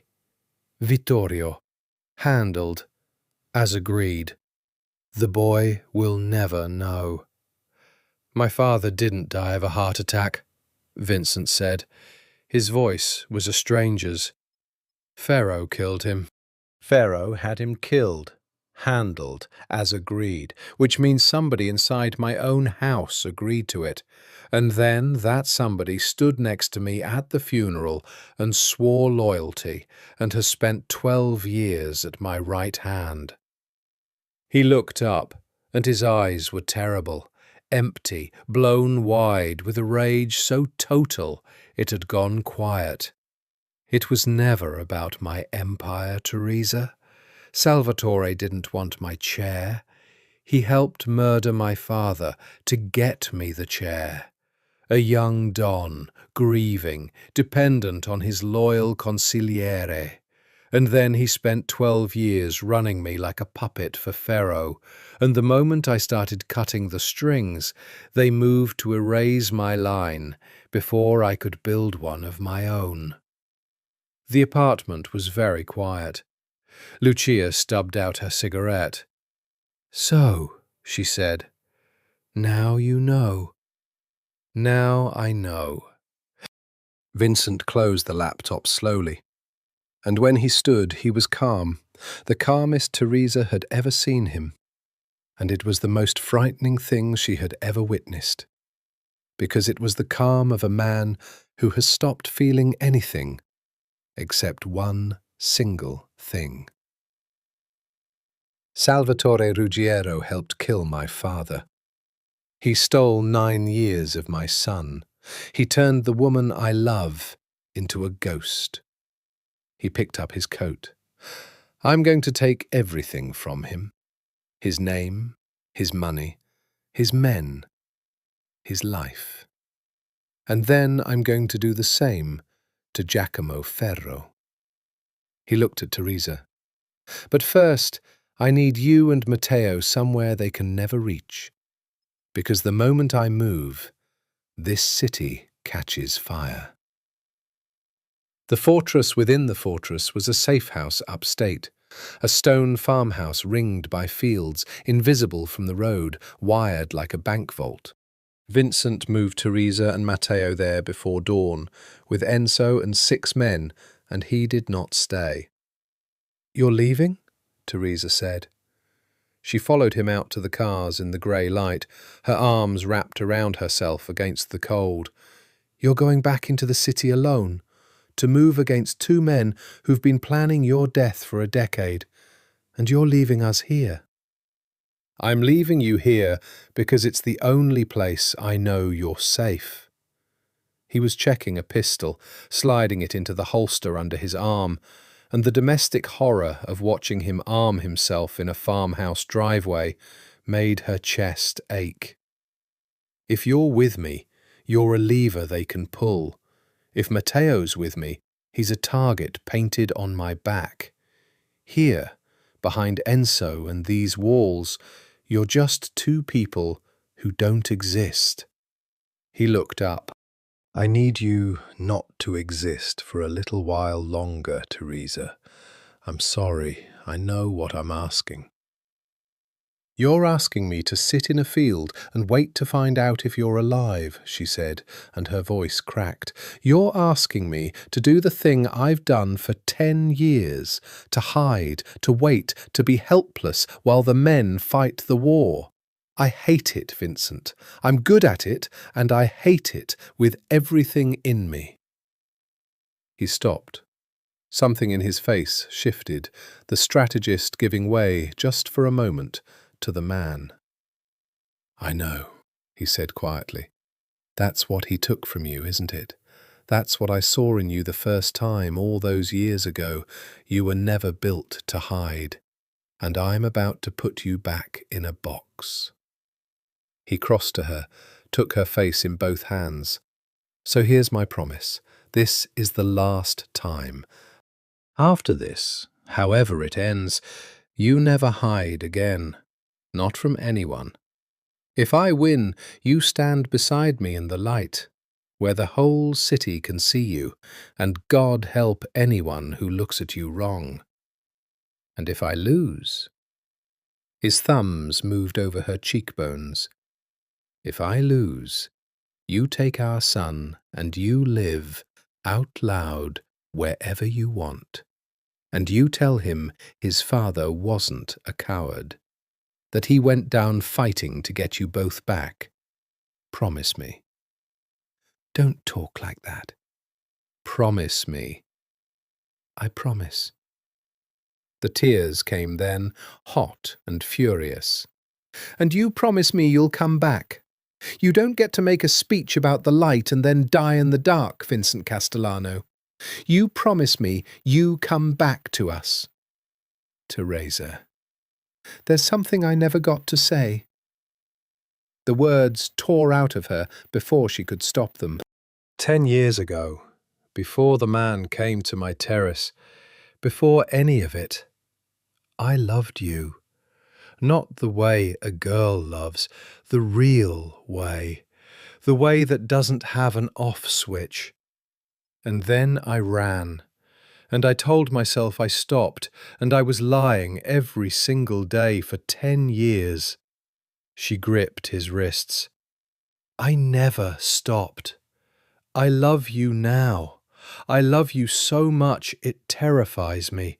And if you die before I get to love you properly, in the light, with our son in the next room, I will never forgive you. Do you understand me? Never." For a moment, Vincent didn't move, and then he kissed her. It was not the careful, held-back thing he'd stopped himself from doing before. It was 10 years of it, all at once, his mouth hard and desperate on hers, his hands fisting in her hair, her whole body arching up into him. She kissed him back like she was drowning and he was air, like she could keep him alive by refusing to let go, and he made a sound against her mouth that was half a groan and half her name, and the grey dawn and the armed men and the war all fell away, and there was only this, only him, only the thing that had never once stopped burning in 10 years of ice and ocean. When they finally broke apart, they were both shaking. "That," Vincent said roughly, his forehead against hers, "is what I'm coming back for. Remember it, because when this is over, I am going to spend the rest of my life finishing what I just started, and I am going to need decades, Teresa, so you make very sure I don't die." "Come back," she whispered. "Just come back." "I will." He kissed her once more, softer, a seal on the vow. "I swear it under this ugly sky. I will come back to you." He got in the car, and Teresa stood in the field with her arms wrapped around herself and watched the tail lights disappear down the long road toward the city and the fire. And she did not cry, because she had done enough crying for 10 years, and she was done with it now. Instead, she went inside, and she found Matteo at the window, watching too, and she put her arm around him. "Where's Papa going?" the boy asked. "To fix something that's been broken a long time," she said, "so we can stop hiding, so we can live in the light." Matteo leaned into her. "Will he win?" Teresa looked out at the empty road, and she made herself say it, because he needed to hear it, and because she needed to believe it, and because after 10 years of lies, she was only going to tell her son the truth from now on. "Yes," she said, "he'll win. Because he's not fighting for power anymore, amore. He's fighting for us. And a man fighting for the people he loves is the most dangerous thing in the world." She hoped to God it was true. Vincent Castellano went to war the way winter comes, slowly and then all at once. He did not storm anything. That was not his way, and it was not what the situation demanded. Instead, over 4 days, he pulled threads. He went first to the captains, the men who ran the boroughs, the earners, the ones whose loyalty was ultimately to strength and success rather than to any single man. He met them one by one, quietly, and he showed them a single photograph from Lucia's cache, the entry recording the murder of Vittorio Castellano, 12 years dead, beloved of every man in that generation. Come concordato, as agreed. He let them read it. He let them understand that the man who'd built this thing, whose funeral half of them had wept at, had been sold to Giacomo Ferro, like a shipment at the port. And he watched the loyalty that Salvatore had spent 12 years cultivating turn in the space of a photograph to ash. "Who agreed?" the captains asked, one after another. "It says as agreed. Agreed with who?" "That's the question, isn't it?" Vincent would say. "Someone inside our house agreed to sell our Don. Someone who's still here, still eating at our table, still calling himself family." And he let them draw the circle themselves, let them count the men who'd had that access 12 years ago, let them arrive on their own at the single name that fit. By the 3rd day, Salvatore Ruggiero could feel it. Teresa heard it from Enzo, who heard it from the city, the consigliere's calls going unreturned, meetings suddenly rescheduled, a coldness in rooms that had always been warm to him. A man who has spent his life reading rooms feels the temperature drop before he understands why. On the fourth day, Salvatore came to the penthouse looking for Vincent and found him waiting. Teresa was not there. She was upstate, climbing the walls, getting the story hours later in fragments. But she pieced it together, and in her mind she saw it like a film. The two men, the brothers in all but blood, in the great glass room over the river. "You've been busy," Salvatore said. "The captains won't take my calls. Rocco looks at me like I'm a stranger." "What have you been telling them, fratello?" "The truth," Vincent said. "I've developed a taste for it lately." A silence. And then Salvatore, who was many things but not stupid, understood that the game was fully over, and he stopped pretending. "How long have you known?" he said. "Long enough." Vincent's voice was ice. "I know about the girl. I know about the 50,000. I know you sat on my terrace in a scarf and a mask and told the woman I loved that I'd betrayed her and sent her across an ocean pregnant with my son." A pause. "And I know about my father, Salvatore. I know what 'handled as agreed' means. I know who agreed." To his credit, or his damnation, Salvatore didn't deny it. He walked to the window and looked out at the city he'd tried to steal, and when he spoke, his voice was tired. "He was going to pass me over," Salvatore said. "Your father. 30 years I served him, and he was going to give it all to a boy of 26 who didn't know the business, didn't know the men, didn't know anything except that he was born with the right name." He laughed bitterly. "Pharaoh came to me. He said, 'Why should blood matter more than loyalty, more than service?' He said we could do it together, put you on the chair, young and grateful and easy to guide, and run the whole thing between us. And he turned. I told myself it was practical, that Vittorio was old and hard, and I was doing what he'd have done in my place. I told myself 1,000 things. You told yourself lies, so you could murder the man who raised us both," Vincent said. "And then you spent 12 years lying to me. And when I started slipping the leash, you tried to erase my son before he could exist." He stepped closer. "There's no version of this where you walk out, Sal. You know that. You've known it since the captains stopped answering." "Pharaoh will bury you," Salvatore said. "You've made noise, you've turned the captains, but Pharaoh's been at this since before you were born. He has the commission. He has judges, cops, the port, half the money in this city. You've won a battle in a war you don't understand." He straightened. "But you're right about one thing. I'm already dead. The moment Pharaoh hears the captains have turned on me, I'm a loose end, and he cuts loose ends." A grim smile. "So maybe I do one honest thing before the end." Vincent went very still. "Meaning I'll give you Pharaoh." Salvatore spread his hands. "Everything. The commission votes he's bought, the murders he's ordered, where the bodies and the books are. 12 years of him running me. I know it all. I'll testify, I'll wear a wire, I'll do whatever gets that old spider in the ground before he gets me." His eyes hardened. "On one condition. You're not in a position for conditions." "The boy," Salvatore's voice dropped.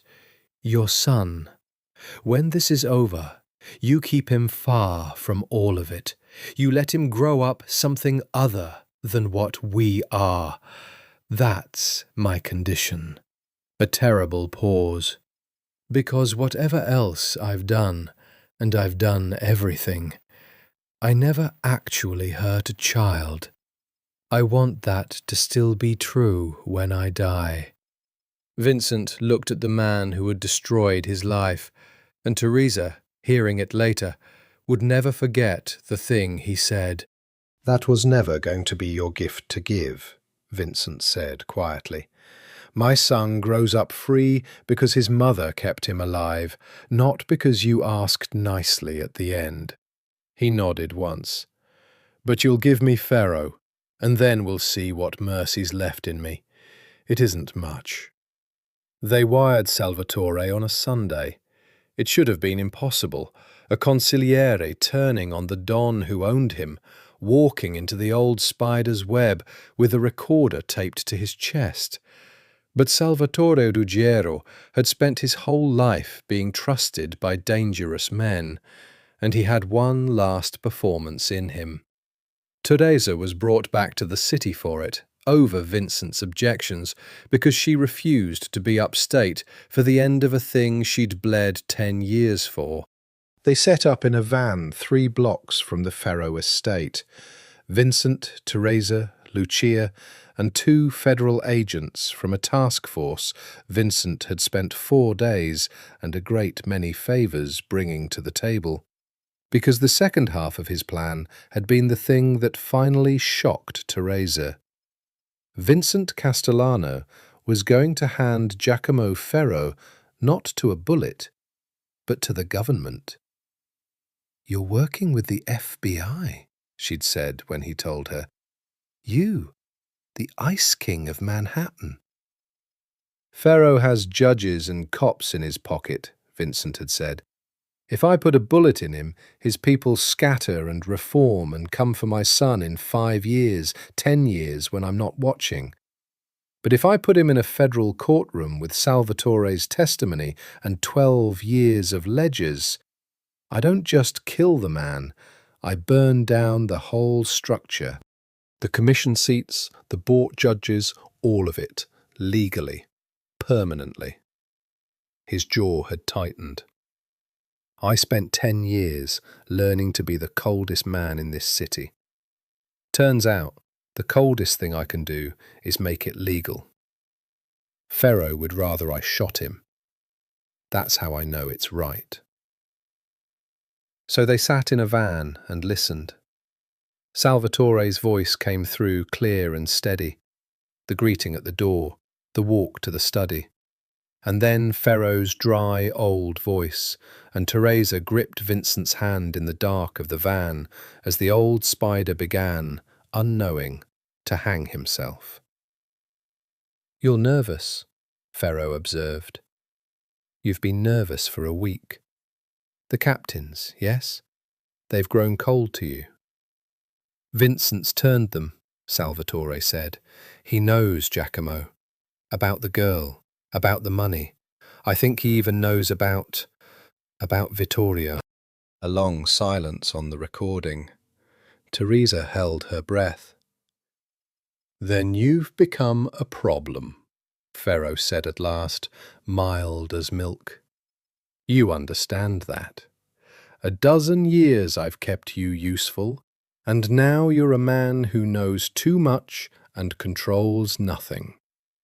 In the old days, I'd have handled this before you finished your sentence." "You'd kill me," Salvatore said, "after 12 years. "I'd have handled you," Ferro corrected, "the way we handled Vittorio. Cleanly, as agreed." A rustle, as of an old man settling deeper into a chair. "You were there, Salvatore. You held the door while my man did the work. Don't play the wounded innocent with me now. We murdered a don together and put his puppy on the throne, and it worked beautifully until the puppy grew teeth." A dry chuckle. 12 years of good business. Pity to end it. But the woman came back with the boy, and now the boy exists, and a Castellano heir undoes everything. So, A pause that stopped Teresa's heart. The child has to go. You'll see to it. You've delayed long enough, and your delay is the only reason Vincent's still ahead of us. Handle the boy, Salvatore, the way you should have handled the mother 10 years ago. In the van, Vincent had gone absolutely rigid. Teresa realized she was crushing his hand and couldn't stop. Say it plainly, Salvatore's voice came, and only Teresa and Vincent understood what it cost him, this fishing for the words that would put the old man in a cell. You want me to kill Vincent's son, a 9-year-old boy. Say it plainly, and I'll do it. I want you to kill the child, Ferro said, with the flat impatience of a man ordering a car. Matteo Castellano, tonight, if you can manage it. Am I plain enough for you, or has age made you deaf as well as slow? The federal agent in the van closed his eyes. That's it, he breathed. That's conspiracy to murder a minor, on tape from the principal. We've got him. My God, we've got him. But Vincent was already moving. Vincent! Teresa grabbed his arm. He just ordered our son's death. Vincent's voice was the quiet that came before something breaking. On tape or not, in a courtroom or not, that man just said the words, "Kill the child," about Matteo. I need to hear the rest. Sit down. I'm not going anywhere, but I need to hear it. They listened as Salvatore extracted more. Dates, names, the whole architecture of Ferro's corruption, the old man spilling it all in the comfort of his own study, to the one person he was sure he still owned. It was, Teresa realized, an extraordinary act of nerve and self-destruction. Salvatore Ruggiero was cutting his own throat with every question. And he knew it, and he did it anyway. And she did not know what to do with the fact that she almost respected him for it. And then, on the recording, a new voice, a young man's voice, one of Ferro's guns. Don Ferro, forgive me. There's a van, 3 blocks east. It's been there 90 minutes and it doesn't belong to anyone on the street. The silence on the tape was total. Salvatore, Ferro said, and his voice had changed entirely. Every trace of the doddering old man gone, replaced by something cold and vast and ancient. Stand up. Open your shirt. In the van, the federal agent was already shouting into his radio, and Vincent had a gun in his hand, and Teresa's whole world had narrowed to a single point of terror, because 3 blocks away the trap had just closed on the wrong people, and Salvatore Ruggiero was standing in a room full of Ferro's killers with a wire taped to his chest. Everything happened at once. Through the wire they heard it, the scrape of Salvatore's chair, Ferro's voice rising to a shout, "Take him!" The ugly sounds of men lunging, a crash, and then Salvatore's voice, no longer performing, roaring something that was half curse and half prayer. Then 2 gunshots, enormous in the confined space, distorting the recording to a scream of static. "Go!" the federal agent bellowed into his radio. All units, go! Shots fired! Go, go, go! The van was already moving. Teresa was thrown against the wall as it lurched forward, and Vincent had her by the shoulder, holding her upright, his face a mask of terrible calm.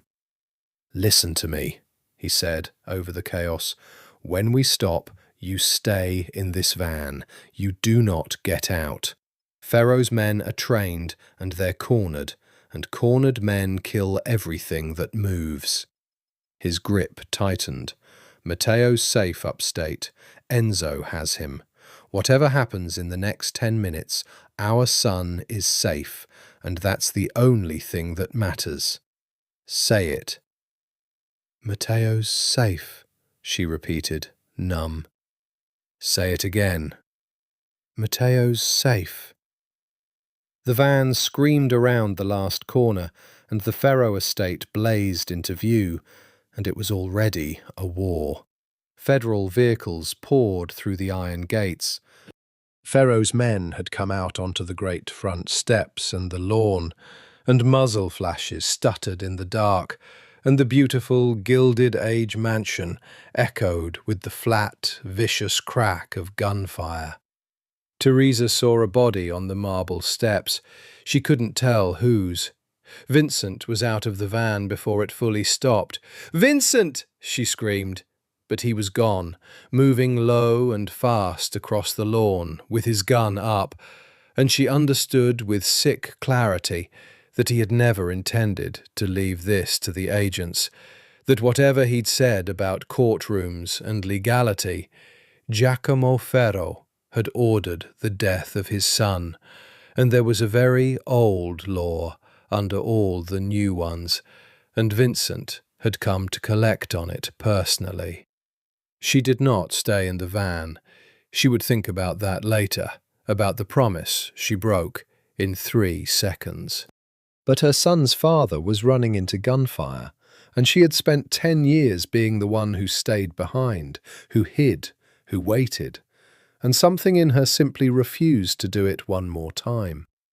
She grabbed the second agent's spare radio, and she went out the back of the van, and she ran, crouched, along the estate wall, following the sound of Vincent. She found him at the side of the house, where a service door hung open. There was a man down in the doorway, one of Ferro's, and Vincent was stepping over him into the house, and Teresa slipped in behind him before he knew she was there. "You were supposed to stay in the van," he said, without turning, his voice deadly. "I've never once done what I was supposed to," she whispered. "Where's Salvatore?" "The study. That's where the shots came from." Vincent moved down the corridor, and she moved with him, and neither of them argued any more because there was no time. The sounds of the firefight were behind them now, outside, the agents pinning Ferro's men on the lawn. In here, it was quiet and dark, and worse for the quiet. The study door stood open. Inside, the smell of gunpowder and copper, and on the floor, in a spreading dark stain across an antique carpet, lay Salvatore Ruggiero, shot twice through the chest, still, impossibly, alive. Vincent crossed to him and dropped to one knee. Teresa followed, pressing her hands to the wounds, useless, the blood welling hot between her fingers. "Where's Ferro?" Vincent said. "Sal, where is he?" Salvatore's eyes found Vincent's face. His mouth moved, wet and red. "Ran," he managed. "Back, stairs, panic room, behind the bookcase. Always said he'd die in his own bed." A horrible laugh that became a cough.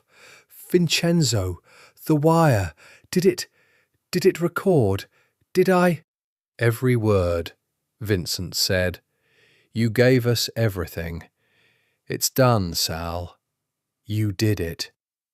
Something eased in the dying man's face, and then his eyes moved on Teresa, and something like recognition, then something like an apology, crossed the ruined face. "The girl in red," he breathed. "Behind the bar. I knew I'd seen you." A wet cough. 10 years ago. The terrace. The boy's alive because I was too slow, and I—" His hand found her bloody wrist, gripped it weakly. "Tell him. Not who I was, just that at the end, one thing was true." His eyes glazed. "Never touched the child." And then Salvatore Ruggiero, who had murdered one father and nearly destroyed another, was gone. Teresa knelt in the blood, with her dead enemy's hand on her wrist, and found to her horror that she was crying, Not for him exactly, but for the wreckage of everything, for the 12 years and the 10 years and the sheer waste of it all. Teresa, Vincent's hand on her shoulder. He's gone, and Ferro's still breathing. His voice was flint. The bookcase, he said the bookcase. She looked up, wiped her face with the back of a red hand, and stood. Then let's finish it, she said. The bookcase was exactly where a dying man had said it would be. Vincent found the catch, a false spine, an old volume of Dante that didn't quite belong, and the case swung inward on silent hinges to reveal a steel door, shut tight, a keypad glowing green beside it. Behind that door, they both knew, an old spider sat waiting out the storm, certain that steel and money and 70 years of survival would see him through this the way they'd seen him through everything. He'll have a phone in there, Vincent said, low. He's calling in favours right now. Judges, the men he owns on the commission. By morning he'll have a story where he's the victim of a rogue don and a federal overreach, and half this city will believe it, because half this city owes him. He studied the keypad. The tape damns him. But tapes can be suppressed, evidence can be lost, witnesses. He glanced at the study behind them. Our witness is dead on the carpet. If Ferro gets out of that room and into a courtroom with his own lawyers, he might still walk. So we don't let him get to a courtroom on his terms, Teresa said. Vincent looked at her, and she saw the war in him, the old law and the new one, the bullet and the courtroom, the man his father raised and the man he'd been trying to become. Behind them, boots in the corridor, the federal agents, weapons up, flooding into the study, and then their commander, the one from the van, taking in the scene. The dead consigliere, the open bookcase, the steel door, the don and the woman standing before it. Castellano. The agent's gun wasn't quite pointed at Vincent, but it wasn't quite not. Step away from the door. Whatever you're thinking, step away. We have him on tape ordering a child's murder. We have the ledgers. He is going to die in a federal prison, and that is worse for a man like Ferro than anything you can do with that gun in your hand. Let me have him. Let me do this the way that lasts. Vincent didn't move. His hand was steady on the pistol. Teresa could see him weighing it, could see how badly the animal in him wanted the door open and the old man's life in his hands. For his father, for his son, for the 10 years. Vincent, she said quietly. He didn't look at her. You told me something, she said, at the farmhouse. You said the coldest thing you could do was make it legal. That Ferro would rather you shot him. That's how you'd know it was right. She stepped closer, put her bloodied hand on his forearm over the gun. He's in there praying you open that door. He's praying for the bullet, Vincent, because the bullet makes you the animal he always said you were, and it makes Matteo the son of a man who executed an old man behind a bookcase. Don't give it to him. Her voice broke. Give our son a father who won the right way. Give him the story where you didn't have to become them to beat them.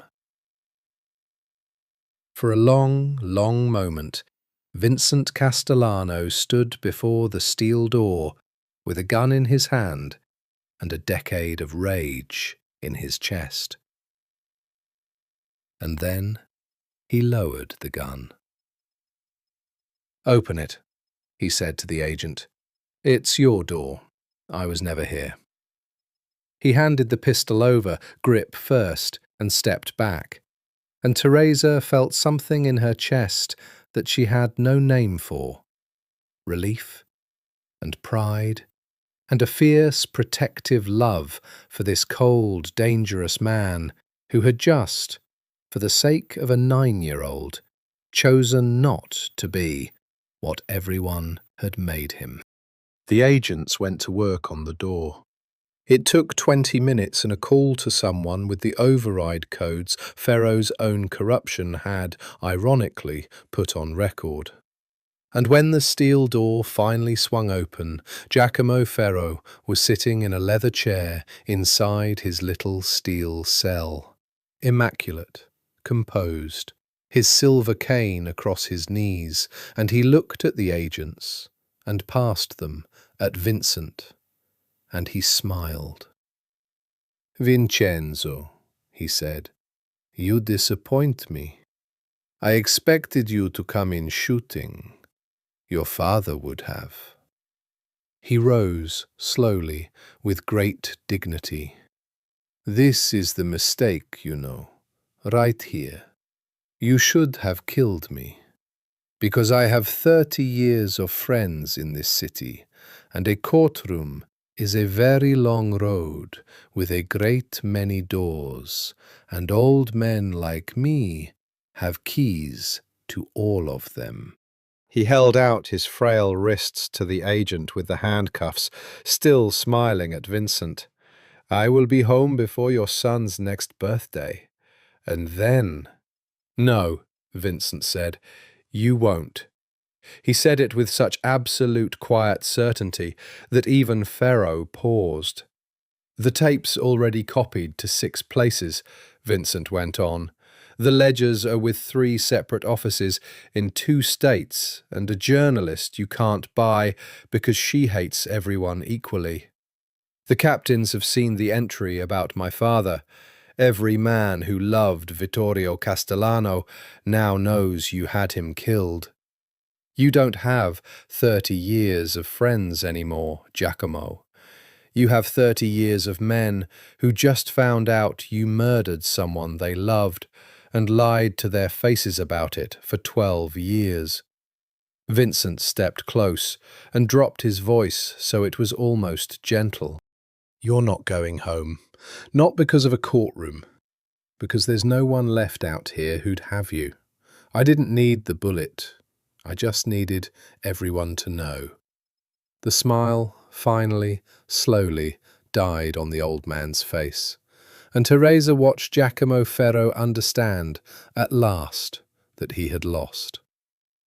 The old Don Alberto died 11 days later, in his bed on Long Island, with his daughter's hand in his, and his grandson asleep in a chair by the window. He went easily at the end.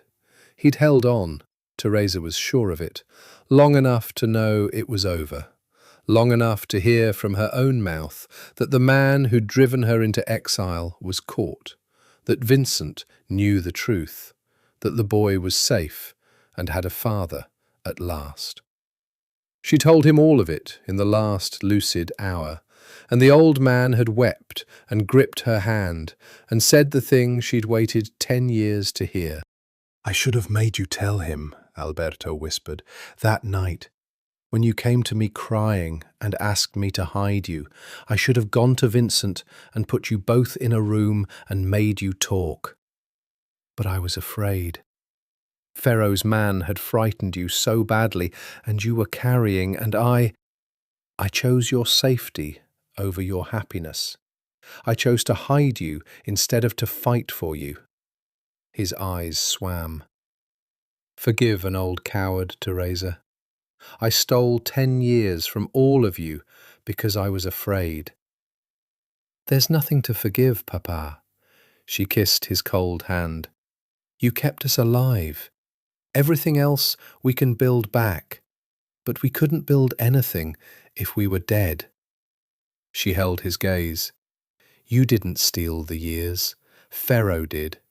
You just did the only thing a frightened father could think to do to save his child." "I understand it now. I'm a parent too. I'd have done anything. I did do anything. She smiled through her tears. We're the same, you and me. We hid the people we loved because we didn't know how to fight for them. But it's over now. No more hiding. For any of us. He died that night, and Vincent came, and he stood at the foot of the bed of the man who had smuggled his lover away, and he did not rage. He bowed his head, and later Teresa found him alone in the hall, and he said, "He was like a father to me once, before all this. He taught me to skip stones, and when I lost you, he was the one man who could have told me the truth, and didn't. And I hated him for it for 1 hour tonight. And then I looked at Matteo, asleep in that chair, and I understood. He was afraid for his child. I'd burn the world down for mine." He looked at her. "How can I hate a man for the exact thing I'd have done?" They buried Don Alberto Marchetti on a grey morning, and half the underworld came, because in the end he'd been a good man in a bad world, which is the hardest thing to be.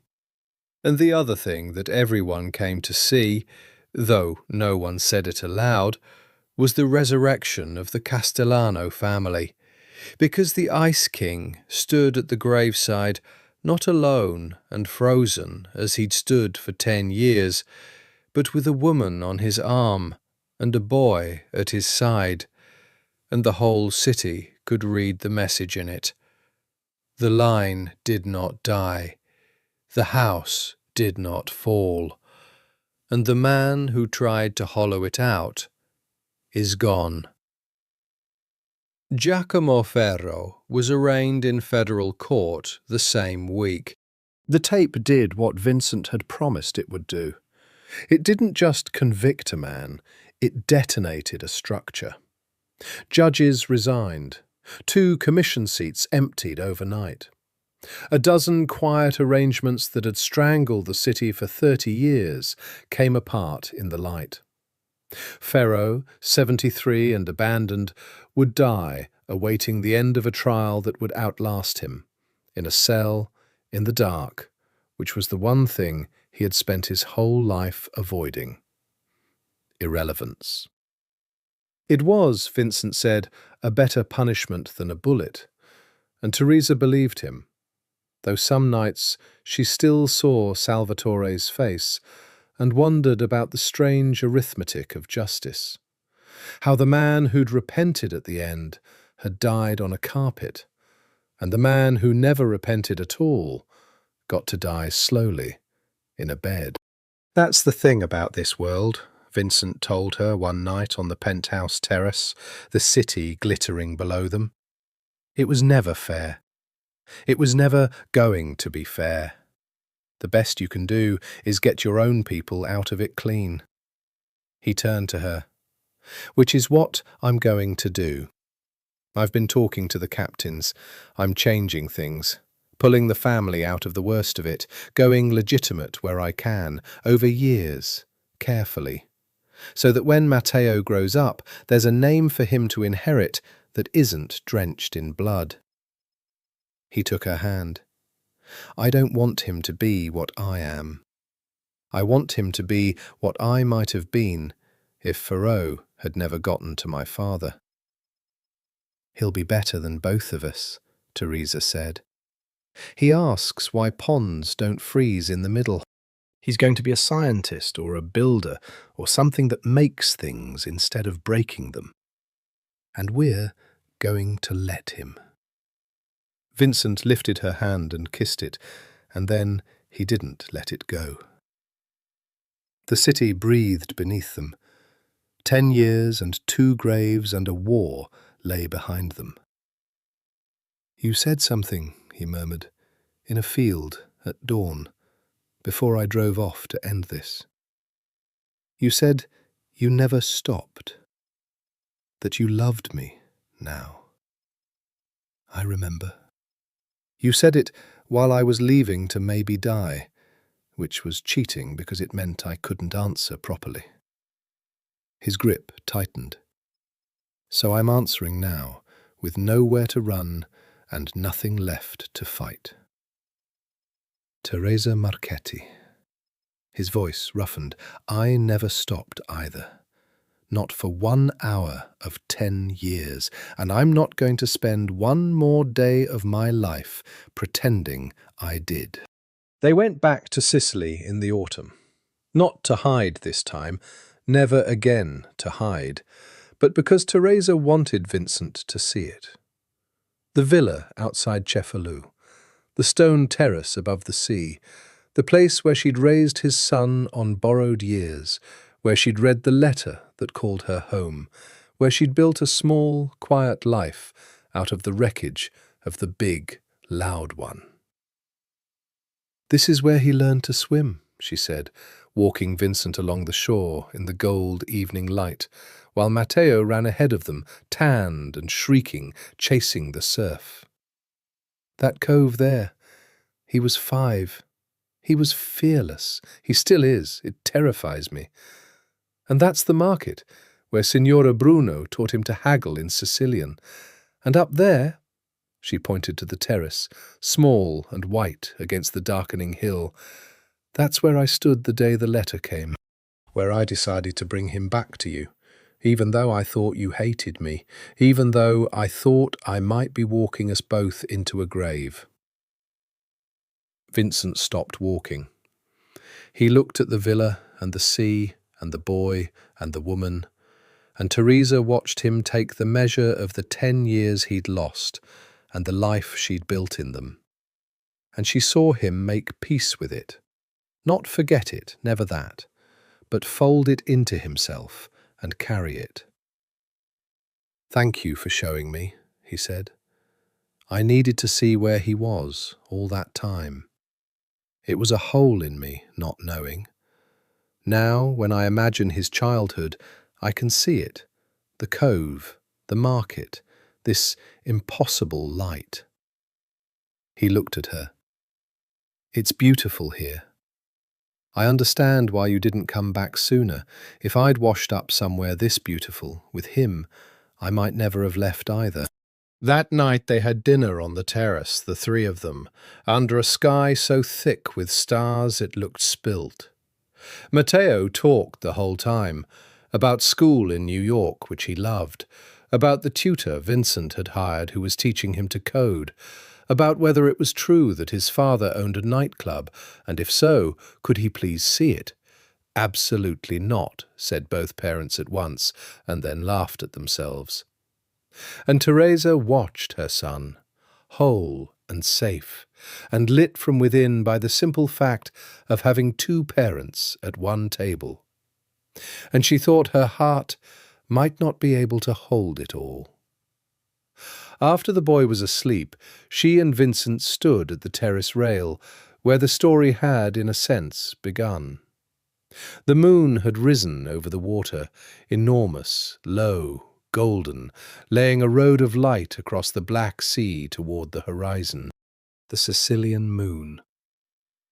The one she'd stood under 100 nights, alone, wondering about the man across the ocean who thought she'd abandoned him. Vincent came up behind her and wrapped his arms around her, and she leaned back into him, and for a long moment neither of them spoke. There was nothing chasing them now. No plane to catch, no traitor to unmask, no war to survive. Just the sea and the moon, and the 2 of them, and the boy asleep inside. 10 years ago, Vincent said quietly against her hair, I fell asleep next to you in a penthouse and woke up in a world where you'd vanished. I spent a decade turning myself into ice so I wouldn't have to feel it. His arms tightened, and I swore, in the coldest part of myself, that if I ever got you back, however impossible that was, I'd never let there be 1 inch of distance between us again. No secrets, no oceans, no man in a mask on a terrace deciding our lives for us. He turned her in his arms so she faced him, and in the moonlight his grey eyes were not cold at all. They were the eyes she'd fallen in love with at 19, warm and wanting, and hers. So I'm going to ask you something I should have asked 10 years ago, before any of them could get between us. He let her go, just far enough to reach into his pocket, and Teresa's breath caught because she knew before she saw it, what he was holding. It was the ring. The ring. The one she'd carried in her pocket for a week, too afraid to wear, that she'd left behind in the penthouse the night she fled. The one she'd assumed was lost or sold or thrown into the river a decade ago. "You kept it," she whispered. I kept it. He held it up, and it caught the moon. For 10 years, in a drawer I couldn't open and couldn't throw away. Every man who worked for me thought I was mourning a dead woman. I let them think it, because the truth, that I was keeping a ring for a woman I'd sworn to hate, on the impossible chance she'd come back, the truth would have made me look weak. His mouth curved. Turns out, it just made me a man in love who wouldn't admit it, which is the same thing, I suppose. He went down on one knee, there on the stone terrace above the Sicilian sea, under the enormous golden moon, and Teresa put both hands over her mouth, and the tears came, and she didn't fight them. "Teresa Marchetti," Vincent said, "mother of my son. The one thing 10 years of ice couldn't kill. Marry me." In the light this time, where the whole world can see, so no one ever again gets to decide our story but us.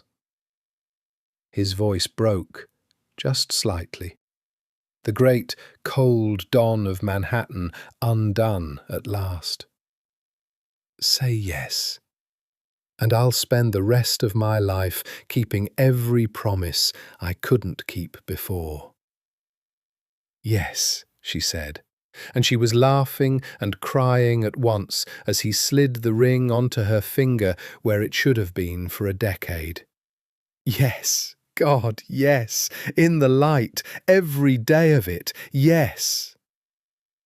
He rose and kissed her, slow and deep and unhurried, because for the first time in 10 years there was no clock, no threat, no reason on earth to stop. And above them, the moon poured its gold across the water, and inside the villa, their son slept safe, and somewhere across an ocean, a cold empire was slowly, carefully turning warm. And on a small stone terrace in Sicily, a woman who had spent 10 years hiding, and a man who had spent 10 years freezing, finally, at long last, came out into the light together, and stayed there. Some promises made under the Sicilian moon are stronger than any oath sworn in the dark. Theirs was one.